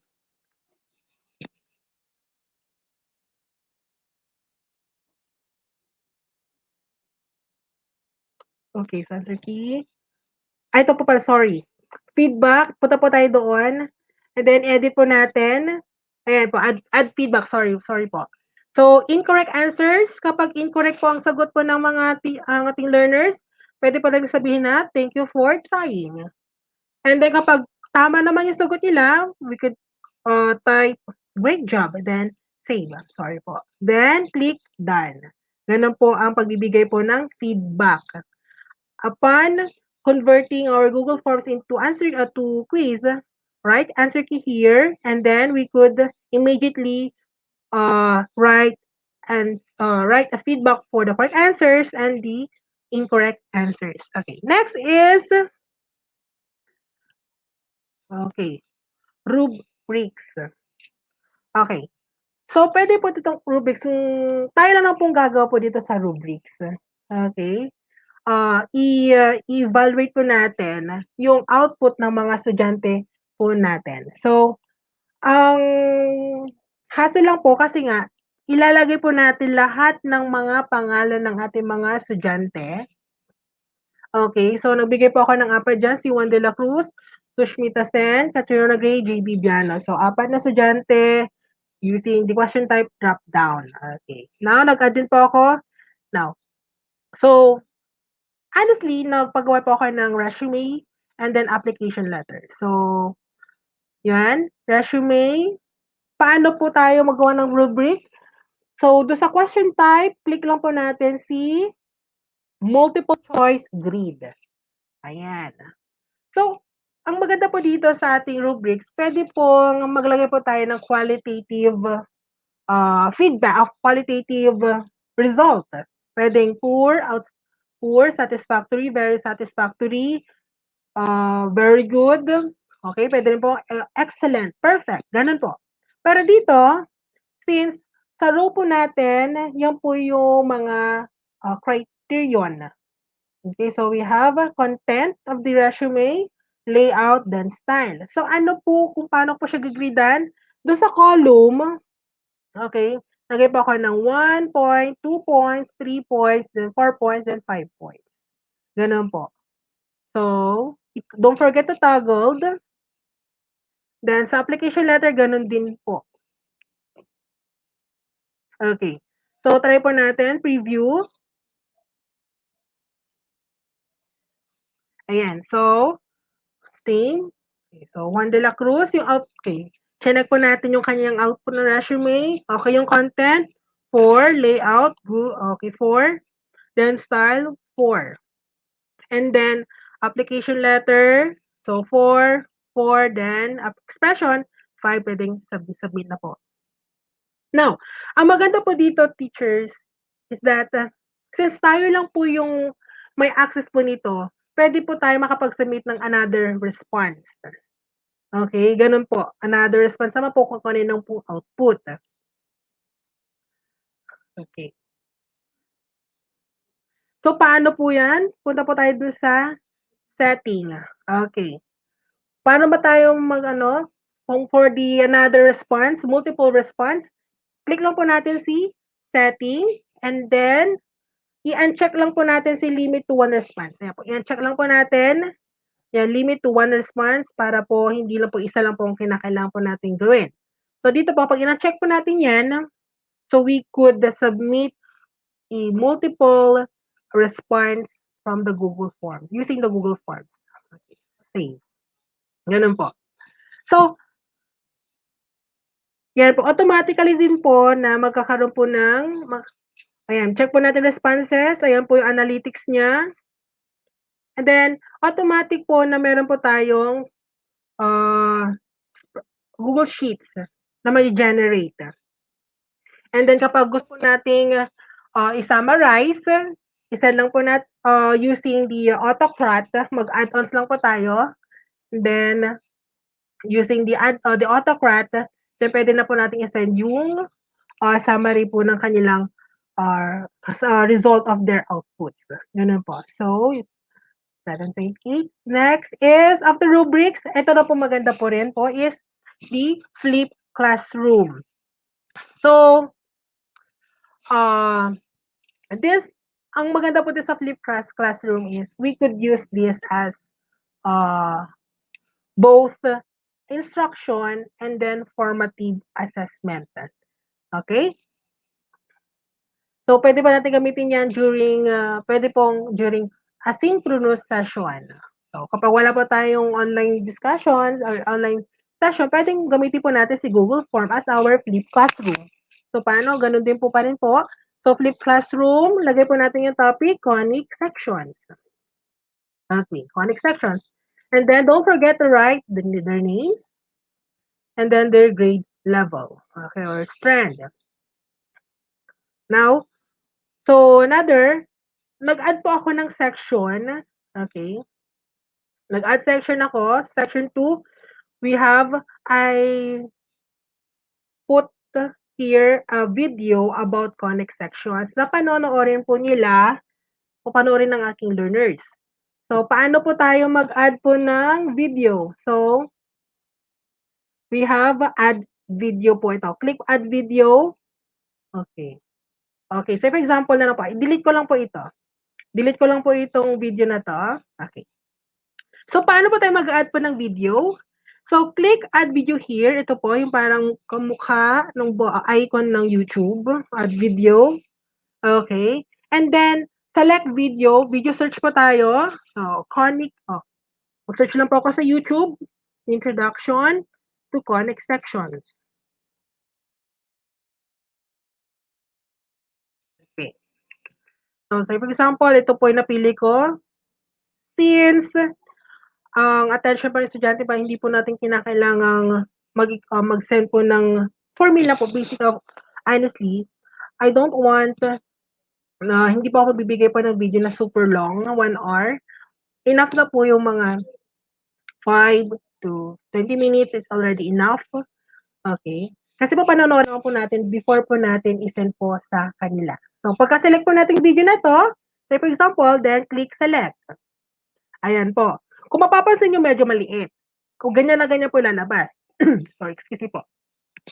Now, pwede po natin siyang enlarge by, ito po, punta po tayo dito sa edge po nito, vertex po nito.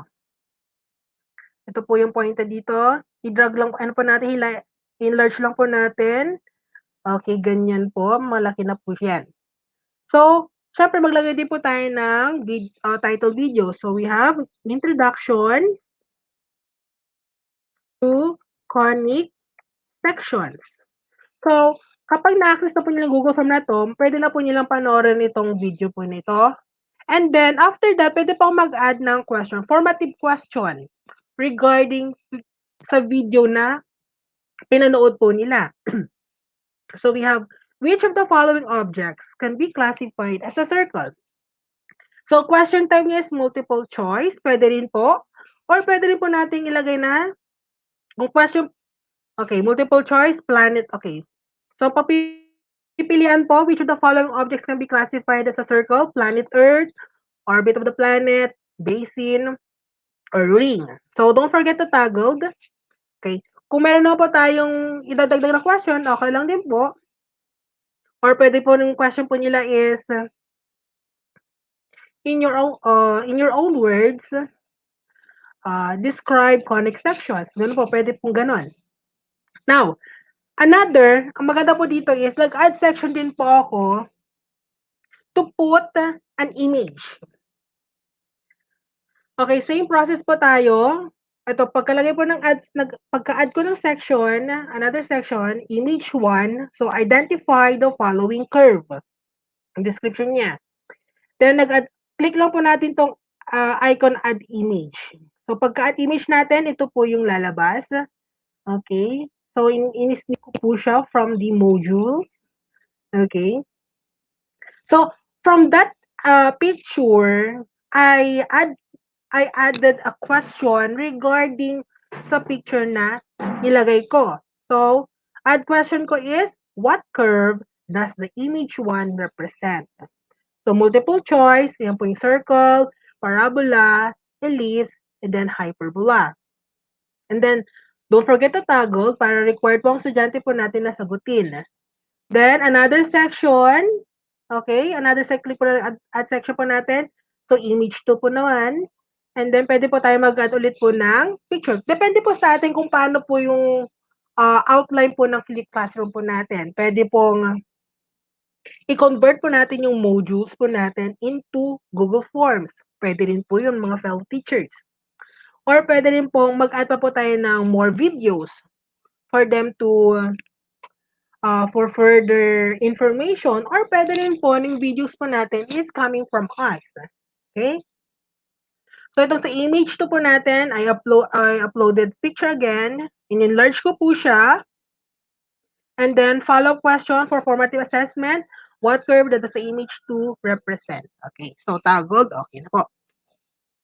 After that, let's see now sa preview icon niya.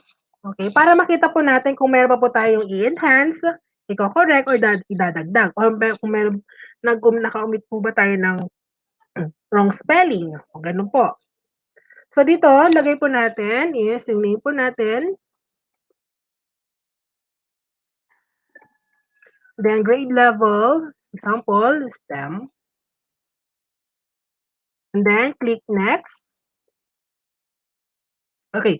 After viewing this video, okay, natapos, say for example, natapos ko na panoorin yung video, and then meron tayong assessment, follow-up assessment here. So, which of the following objects can be classified as a circle? So, I think the ring. Okay, next. Yung image, okay. What curve does the image 1 represent? So, that is circle. Then next naman, we have what curve does the image 2 represent? So, parabola. Okay. Then, click submit. So, ganun lang po, fellow teachers, yung ating flip classroom. And, lastly po, already 7:35. So, meron po tayong, ito po yung pinaka-nagustuhan ko po sa lahat. Upon learning under the kaagapay teacher support using Google Forms. Ito po yung choose your own adventure, wherein we are giving freedom to our learners which topic or which lessons they want to explore or learn. Okay. So, dito po, ganun po. So, choose your own adventure. So, exploring conic section. So, pwede po tayo malagay ng description or instruction kung ganun po ang lalagay po natin. So, don't forget to fill out their names and then grade level. So, grade level, and okay lang po kung sila na mismo mag-encode ng kanilang grade level. And then meron po tayong question po din. Nag-add ako ng question na what do you want to explore and learn about conic sections? Okay, so dito, pipili po sila ng lesson na gusto nilang explore. Either circle, parabola, ellipse, hyperbola. Now, before that, nag-add po ako ng section for the circle. Ayan, nag-add po ako ng video. Another section for the parabola. Another section for the ellipse and then hyperbola. Lahat po yan, meron pong mga videos po. And then, ngayon, ang gusto po natin is, upon answering the questions wherein they will choose which topic they want to explore, okay, automatically na ipupunta sila doon sa section na yon. So, ang ginawa ko po dito is, since ang circle, kapag clinic po nila ang circle, mapupunta sila sa circle na section. So, upon seeing that, pang section 2 yung circle, so, I click, sorry po. Doon po tayo sa, para para automatic po, napupunta yung mga learners po natin upon choosing which topic. So, click po natin ulit yung vertical 3 dots. So, ito po, go to section-based answer. Ayan, section-based answer po tayo. So, ito po mag-appear, sorry po. So, go to base answers. Ayan po. Kapag na-click po niyo yung circle, mapupunta sila sa section 2. Ayan po, go to section 2. Pag click ang circle, punta sila sa section 2. And then, kapag parabola, punta sila sa section 3 ng parabola. Kapag ellipse naman, section 3 ng parabola, ellipse, sorry. And then, same is true with the hyperbola. Section niya is section 5. Now, let's try po. Okay, preview. Ayan, I'll write my name. Grade level. Okay, kunyari, STEM. And then, so, as a learner, what do I want to explore and learn about conic sections? Say, for example, one of my favorite is ellipse. So, ellipse, click natin yon. Pagka-click natin ellipse, next na po tayo doon, directly mapupunta po tayo agad sa ellipse. Ganun po. And then, from that section ng ellipse, pwede rin po tayo mag-add ng question to assess our learners if what they have learned upon watching the videos we have uploaded in the Google Forms. Ganun po. And then next, yan. O yun, ganun pong ano. Pwede rin pong gawin po natin, okay, di ba, kapag nakita po natin, papupunta sila sa hyperbola. Pwede rin po na hanggang doon na lang. Okay, ang gagawin po natin is, what if circle lang ang gusto nila? Okay, so dapat nasa submit form na sila. Dito po sa baba, okay, after section 2, ano pong susunod? So, hanapin mo, choose po natin yung submit form po agad. Ganun po. Or, pwede rin pong bigyan po natin yung freedom yung mga estudyante na kapag after choosing circle, and then kapag nasagutan niya na pa assessment, gusto niya pong magsagot, okay, pwede rin pong hanapin po natin dito yung pipili po ulit siya. Okay, let's go to section 1. Ganun po. So, try po natin yung preview. So, yung preview niya. So, JB. Then, kapag circle po pinili ko, next. Now, upon watching, after ko napanood yan, then nagsagot ng question, then next, dito po ulit yung pipili po ulit ako ng question. Punta po ako ng parabola, then next, parabola. Ganun po. Ganun po ang magkagandahan po ng choose your own adventure in exploring connect sections. So, I think yun na po yung pinaka-last po ng aking topic. I hope na may natutunan kayo, tulad po ng natutunan ko rin po upon learning the sorry po. So, ito po, may last message po ako. Okay. So, yun po yung mga ways. Okay.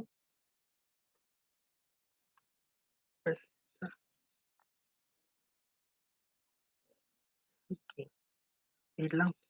Okay, so let's wait. So, those are ways po na we could use in order to, those are ways on how to design Google Forms in facilitating the teaching learning process.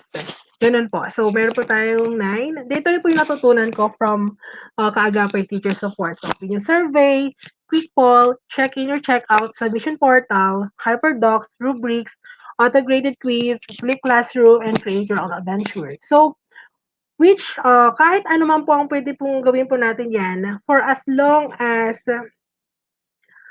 related or naaakma sa learning goals natin. Yun naman po importante. Hindi naman po pwedeng basta magawa lang po natin yung Google Forms, it's okay. That is already ICT integration. But, I want you to, fellow teachers, gusto ko pong ma-realize po natin na in integrating ICT, personal opinion, in integrating ICT, we have to consider first the learning goals, yung objectives po natin, yung most essential learning. Kung akma po ba yung gagamitin nating ICT tools in facilitating teaching learning process po natin. May it be asynchronous, may it be synchronous session, or even face-to-face, sooner or later, kung mayroon po tayong face-to-face. So, here is my last message po for this night, for our online viewers. So, this is the words of the day. So, I want you to put in mind that whatever mode of learning delivery we will choose, the flexibility of us teachers in the teaching learning environment should still be reconsidered and given priority to attain quality of education amidst disruption. Agyamanak. Thank you po.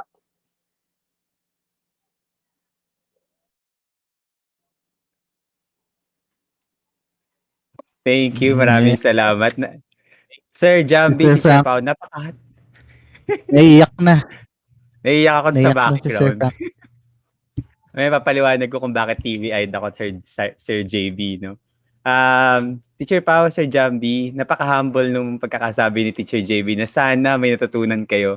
Kasi ang dami namin natutunan, no? I think the audience, no, in our live chat can agree Okay, na sobrang dami. And siguro pinakamagandang message na pinaabot ni Teacher JB ngayon is that hindi lang po pang assessment, no, si Google Forms, no. So pwede rin siya for Correct. instruction. So yun yung mga pwede natin explore. So Teacher Pao, Teacher Jambi, any comments? Open na rin natin yung ating panel kasi pababalikin na natin si Master Diony sa ating session. Ayan, hintayin ko lang mag-ayos si Master Diony kasi yan. Okay. So let's welcome Master Diony back into the stream. Maraming salamat. Ang ganda ng mga comments ng ano natin, ng audience natin. Teacher Pao, Sir Jambi, go ahead. Sige, Sir Jambi, go. Ayaw ko na ba? Sige. Hindi, ako, wala kasing walang butas yung nila, walang butas yung presentations nila. Kumbaga sa walkthrough, kompleto talaga. Ang natutuwa lang ako, this whole time I'm thinking, galing sa isang dalawang beses nang dumaan sa training ni Franco kasi hindi ako nakinig ng unang beses. Ganyan. Natutuwa ako na nakikita ko yung influence ni Franco dun sa presentations nila, but at the same time, halatang-halata rin, kitang-kita mo na in-infuse nila yung sarili nilang technique, yung sarili nilang experiences. Kumbaga, alam nila na ito yung ginawa ni Sir Franco pero mas mapapaliwanag ko siya better using this. Yun yung ginawa nila. So sobrang kaya binibiro po namin si Sir Franco kanina na iiyak na yan kasi sobrang proud teacher moment talaga siya. Congratulations po sa inyong dalawa. Virtual clap. Yes. Wala kaming masabi. Actually, kung may tatanong, ang dami ng tanong sa chat box, hindi ba natin nasasagot? Ibig sabihin, ganun ka-engaged at ganun ka-powerful yung tool na our viewers really want to learn more about it. So na-open yung box na yon na of curiosity. At yun yung pinaka-importante when it comes to teaching because when you open the box of curiosity, the student never ceases to learn. Yun. Kaya, thank you so much. Thank you. Thank you. No? Teachers, sa audience natin, baka po meron kayong mga tanong, questions. I think we have at least 5-10 minutes to ask questions to Maestro Diony or Sir JB, no? For very specific questions that you have about Google Forms or Google Drive. So let us know in our chat box, no? Maraming salamat po sa mga comments nyo, teachers. Okay? Nakakatuwa ang mga comments, no? Umuulan ng pasasalamat, no, sa ating dalawang speakers. Okay? Sa totoo lang, sabi ko sa private chat namin, tsaka sa chat ng mga administrators, what a way to end April series, no? Yung talagang ang ganda ng mga sessions. Kaya I'm very proud sa lahat ng mga sessions natin all throughout. And then you end with this like a really loud bang sa dulo, no, with the session of Maestro Diony and Sir JB. So sabi nga ni Teacher Jambi, I'll try to reserve, no. Hindi ako maiyak, pero it's really a proud moment. Not only because I was able to guide you, no, but it's because more of that you're now on the stage, no, to share with other people. Kasi naman, first and foremost, yung goal namin, no, na i-guide kayo not so that you learn, but so that you get to grow and guide others to do so as well. So yun talaga yung pinaka-goal namin. And alam ko naman, for example, si Maestro Diony is already there, no? Actually, mas taon na pa si Maestro Diony sa pag reach out sa mga teachers natin. Okay? And Sir JB is a very young lad, no, that's going to definitely trailblaze. Napaka-active po niyang tao na yan. Yung actually introduction ni Sir Jambi kanina was like a very restricted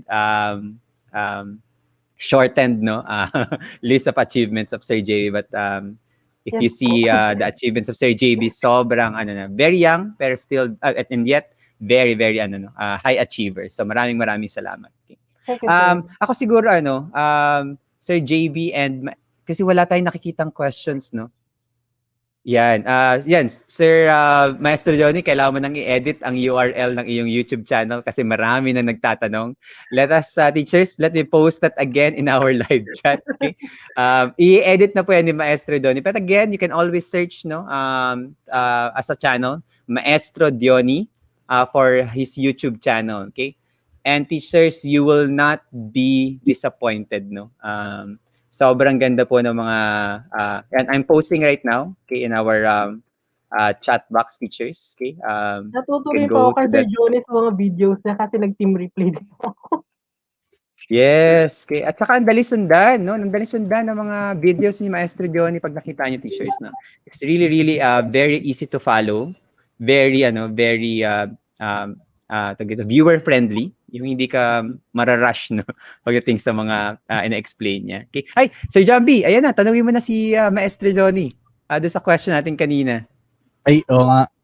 Maestro, Yes, kasi para malaman natin. lumabas talaga ako kanina ng bahay para pumunta ako kay Sir Franco. Kaya tanong ko, Ang ano layo yung, nun. Ang layo nun. ano Oh, yung, nag-gym pa si Sir Jambi. sabi ko, ano yung application na ginagamit ni Maestro Johnny para makapag-demo siya na, yung una, yung whatever you type, lumalabas kung ano yung tinatype mo. Yung po. Yes po. It's Google Chrome extension, ito po sir. Paint on web. Ito po yung kanina yung mga number. Pero po yung mayroon pong nakikita ko ano po yung tinatype. Opo. Ito po yung pointer focus po na it's an application. I think you go to website po, no? I type niyo po sa Google search box niyo po pointer focus, and then meron po doon i-download niyo po siya, and then pwede po na ibigay ko po kay sir meron din po ako sinundan lang na tutorial kung paano po siya gagawin, Sir Jambi. Then meron pong parang registration code po na binibigay po nila para po pag nag-pop up po yung yung registration, yun lang po yung ipi-paste mo po doon sa parang i-free naman po siya yung yung code. I'll be giving it to Sir Franco para po may ilagay po siguro sa video description nung video po natin ngayon, para po siya. So pointer focus po yung pangalan, sir. Pointer focus. Ayan, thank you po. Thank you, Maestro. Gagamitin ko na yan. Okay.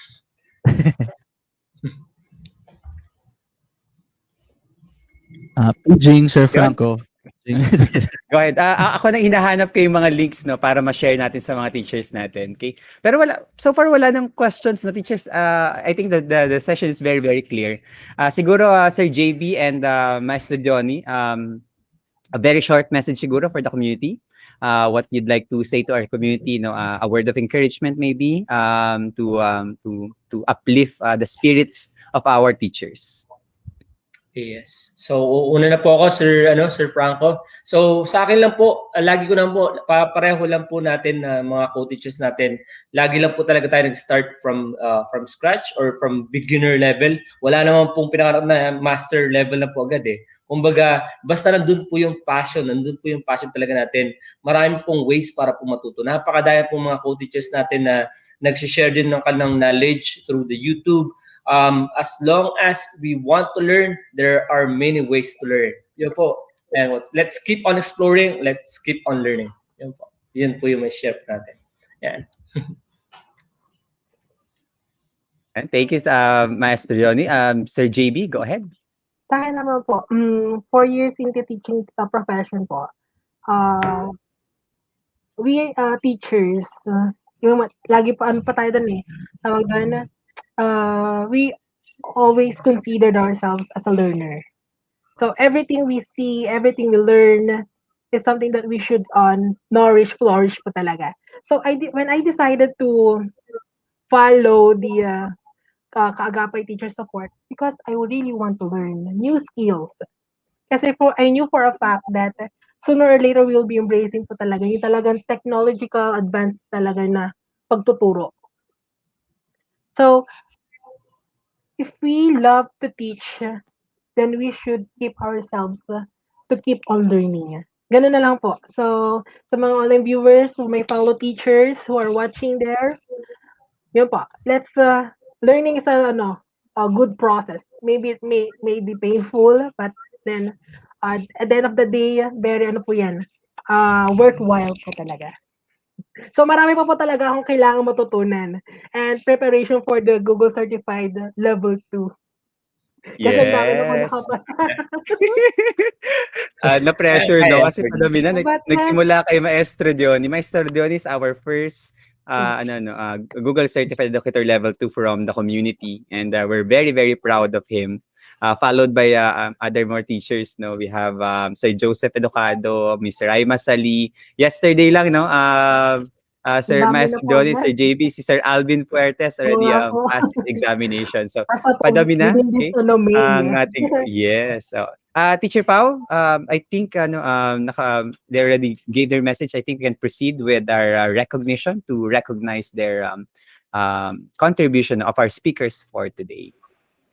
Okay, it's always a pleasure to thank our dear educators for sharing their time and expertise with us. So let me read out the certificate. Kaagapay Teacher Support would like to recognize the valuable contribution of Sir Dionisio A. Pacpaco as a guest speaker in the recently concluded webinar entitled April Series, all about Google for Education.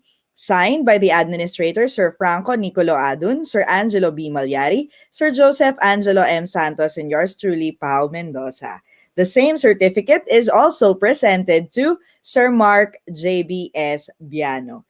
As always, thank you so much for sharing what you know to all of us. Siyempre, nakamute si Sir Franco, as Maestro always. Johnny, maraming maraming salamat. Siyempre, di pa ako sanay dun sa, kailangan ko mag-unmute dito sa StreamYard at mag-unmute din sa mic ko. No? Naghihiwalay pa ako. Pero anyway, maraming salamat, Maestro Diony and Sir JB. No? So again, good luck. Maestro Diony is already preparing for his Google Certified Educators, as Google Certified Trainers Wow. status. Okay, ayun na Good po ang luck, sir. susunod Good na. Yes, oo. At yun na yung Sir Jambi, nung nagsimula tayo, ito na yung dream talaga natin, yung umikot tayo pabalik at makita natin yung mga teachers natin no, nasa ganun na status no, nagtitrain na din at magsisimula ng sarili nilang mga communities. That's has been our dream from the beginning when we started Kaagapay Teacher Support. And of course, I'm also excited with Sir JB, no. Sir JB, very very brilliant, very very the potential of Sir JB is like up there. Okay? It's not like habulin ni Sir JB si Maestro. Hindi na. yes, oo. Follow Pero the again, footsteps of Sir Johnny. yes, Sir, so gusto ko rin po let's personal mag-thank you kay Sir Franco for this opportunity and for the administrator. Di ba? Maraming salamat. And then for my newfound friend, Sir Johnny, sa profession, thank you, sir, for this event po. Maraming salamat po. yan. Nakakatuwa yung mga Okay. yan. Nakakatuwa yan sa community. Go ahead po, Maestro Dion. Okay po, Sir Franco, would like to take this opportunity po to thank you. Siyempre po, our mentor, Sir Franco Adon, Google Certified Trainer. Kumbaga, siya po talaga yung nag-ano sa amin, nagsimula. Kumbaga, ako, meron na akong mga ideas, pero iba pa rin po talaga pag na-train ka ng mga tao na sobrang alam mo po na ipupush ka rin pataas. Yan, sobrang thankful po talaga. Thank you rin po, Ma'am Pao and Sir Jambi, for your always supporting us dito po sa KTS. Thank you so much po sa lahat po ng mga viewers, webinar viewers and participants. Maraming salamat po. Yes. Okay, so and bago siguro Sir Maestro Johnny and Sir JB, bago po kayo magpaalam please do join us in celebrating this day. Okay, because this day is very very important to one of our co-administrators, Teacher Pau, who's celebrating her 20th birthday for today. So Sir Jambi, go ahead and lead us into our song for Teacher Pau. Teacher Pau, do you have your cake that we sent you? Wala. Okay lang. Andyan yata. Ayan, okay. So go ahead, Teacher Jambi. Let's all greet Teacher Pau. Happy birthday to you. Happy birthday to you. Happy birthday, happy birthday. Happy birthday to you.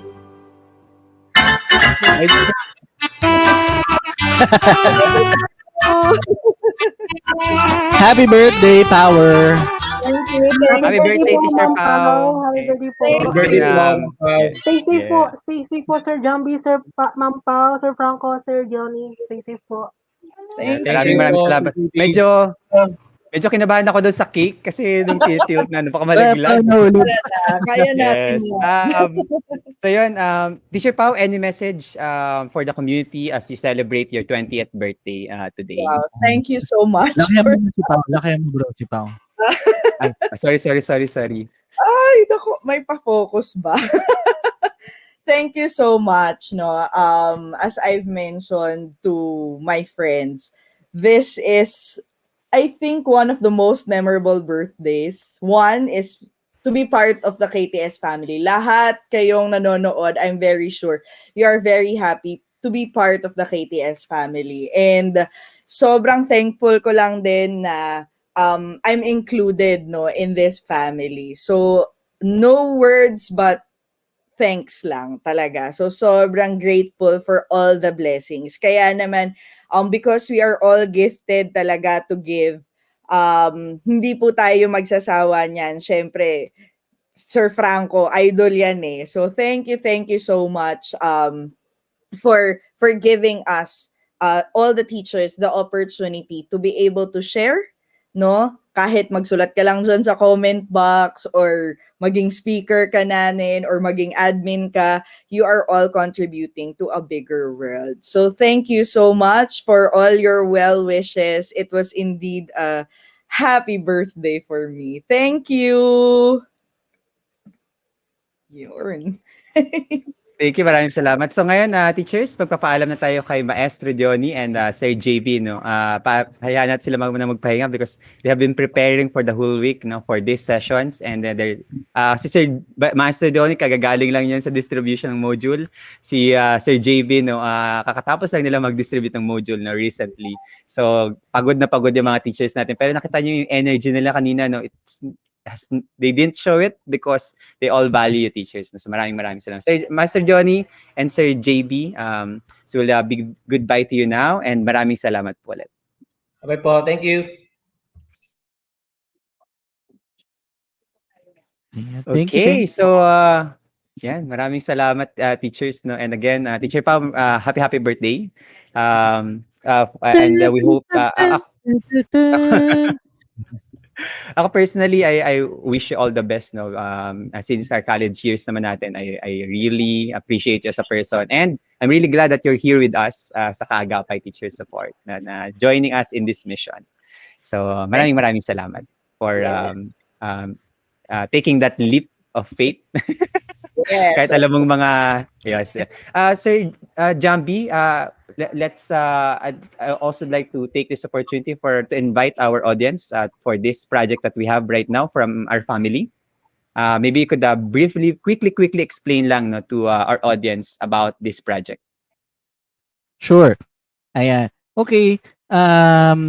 Sa pamilya po kasi namin, and when I say family, doon po sa mother side ko, so nakakasama din po namin si Sir Franco dyan.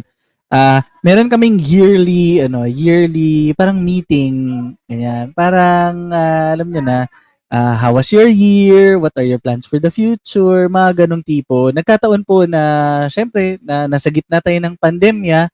So we had it online last year, yung towards the end of 2020. Tapos yung project po or yung parang naging format na ginawa namin ay, sige, can you share us your 2020 pero use a metaphor.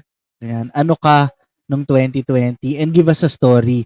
Tapos nakakatuwa naman, share lang kami ng story, and then at the end of it all, na-realize, bakit kaya hindi natin to i-compile, gawin nating book, di ba? Baka people would benefit from our experiences, di ba? Both the good and the bad. And gamitin na rin natin tong project na to raise funds for the less fortunate. So hence, nagkaroon po kami ng finally, na-release na po, na-launch na po yung aming The Mendoza Family Lemonade Project. Yan po yung 2020 reflections through metaphorical stories and art. Again, hindi naman po kami mga professionals, ayan, pero ikatutuwa naman po ninyo yung pagbabasa ng mga stories na yan. So may story po ako dyan, may story din po si Sir Franco dyan. Yung mga fan po ni Teacher Jinky, yung mga Microsoft dyan, may story din po si Teacher Jinky dyan. So, and along with our many other relatives. Plus, yung mga ibang artwork po ay gawa pa ng mga anak namin. So, really, it's a family project. Tas wala po kaming, wala po kaming kikitain dyan, parang kaagapay. All the proceeds po will go to Chosen Children Foundation Incorporated. Kung may chance po kayo na i-search siya sa Facebook, yun po yung pangalan, Chosen Children Foundation. Sa kanila po natin ibibigay yung proceeds of those books. Kung interested po kayong bumili or mag-sponsor, kasi konting-konti na lang, Sir Franco, yung idadagdag mo. Considered ka na minor sponsor, kontakin nyo lang po si Sir Franco. Or I think may post siya sa page. Mag-comment lang kayo doon and then he will contact you about it. Yes. Teachers, if you're interested, just comment on my post or message me directly. The book is 500 pesos for sponsorship. But if you'd like to just buy the book as a book as it is, it's 425. But again, we won't earn anything from this. It's all going to be donated to Chosen Children Village Foundation, Sir Jambi, for this project. So please do support us, teachers, for this one. Okay? So, teachers, para po hindi na siya matagal, alam ko po matagal na po tayo naghihintay sa ating evaluation link. So, teachers, here's now your evaluation link that you will be using or you will use. Let me first open that now. Okay. It's now accepting, responses. Okay. So, teachers, please use the QR code. You may use the QR code or the link, April Series P8. Please make sure to the information, the details are correct, or else mahirapan po kami ipadala ang inyong certificates. Okay, so yung email address niyo po, yung pangalan niyo po, and of course, do give us your insights about the program so we can consider your suggestions and comments. Okay. Okay. So, yes, go ahead. No, I would just like to say, kasi kanina, I would just like to specially mention my friends who really didn't forget to celebrate the birthday with me. So, isa-shout out ko lang sila. Kanina they were watching it. So, si Miss Bene, parati siyang nanonood sa atin. Si Bene, si Ate Loida, si Katria, Charlene Rabelas, Charmaine Esteban, Patty Hapin, and Ritzy Salazar. So sobrang thank you. And to my family also na naghihintay na ngayon. Yan. So salamat po. Hindi pa sila kumakain, Sir Franco. Sana mapadalan ko rin kayo dyan. Yan. Salamat po. Ay, naku, natanggal yung microphone. I hope that Teacher Pao, that the food that we sent reminds you how we value and how much your co-administrators love you, and glad to have you in the group. Yan. Mahal na mahal namin yan si Teacher Pao. Okay, lagi lang namin siya inaasar, pero mahal na mahal namin. Alam niya yan. Oo. So, teachers, again, if you're interested to buy the book, please comment on my post, or second, message me directly. Once you have made the payment, we will be shipping the book to you. Okay, we'll arrange all of those personally. Once you're done ordering. Okay, so just let us know so we can reserve a book for you. Okay. Correct. Yan po. Yan. Okay, Teacher Sir Susan. Franco. Yes. Go Baka, ahead baka, po. baka pwede rin ako mag-promote. Go ahead po, Teacher Sir Jambi. Ayan. Kasi proud na proud ka sa April series. Ayan, baka pwede naman mag-proud moment din kami ni Teacher Pau at saka ni Sir Jello. Pwede ba ako mag-share screen?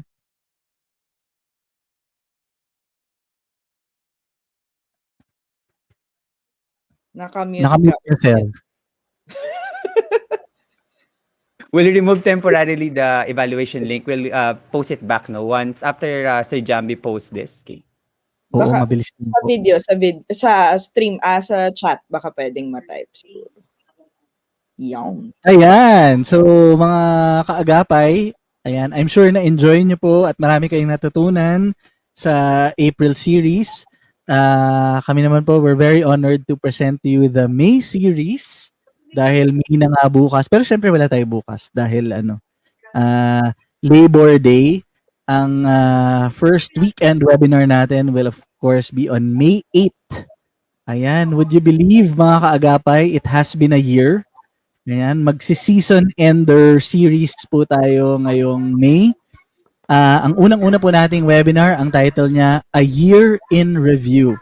Have you found the one? At wala pong ibang guest kundi si Mr. Franco Nicolo Adun. Ayan, siya po mismo ang ating i-interviewin, kikilatisin, ganyan, lahat po ng gusto ninyong itanong tungkol sa KTS kay Sir Franco. Yan po ang malay niyo po mamigay ulit siya ng mga prizes. Tama ba 'yun, Sir Franco? Yun, pwede. And then ang susunod naman po nating webinar ay on well-being. Ayan, kasi when we were planning this series, it came to our attention na yung maraming teachers, patapos pa lang ng school year, pero marami rin tayong mga ibang teachers, paumpisa na yung susunod na school year. So, in between this finishing the previous school year and starting the next school year, kumusta po tayo? Diba? How is your well-being? Ang title pa nga namin, Beach Ready or Dive into the New School Year Ready. Yeah, we're very, very excited because we have 3 very special speakers. One will focus on physical wellness. One will talk about art therapy, and another will talk about laughter yoga. Yan. So mga bagay po na pwede ninyong i-consider kung nahihirapan pa rin po tayong mag-manage ng stress after a year of the pandemic. And then on May 22, ayan, hiniram ko na po yung term na natutunan natin before, fail forward. Yan po yung title ng ating third webinar. It's creating an instrument for evaluating distance learning. Ayan. So, alam naman na po natin as teachers na isa sa mga pinakamahalagang aspect of the learning process, the teaching process is evaluation. Diba? Kaya meron tayong creating an instrument for evaluating distance learning. At dahil special na special po kayo, ang mga speakers nyo po dyan ay kami pong 4 na KTS administrators. Meron pong i-discuss si Sir Franco, si Teacher Pau, ako po, and of course si Sir Jello. And finally, ayan, ang pinaka-iintay po ng lahat, on May 29, we will have Mr. and Mrs. Adun.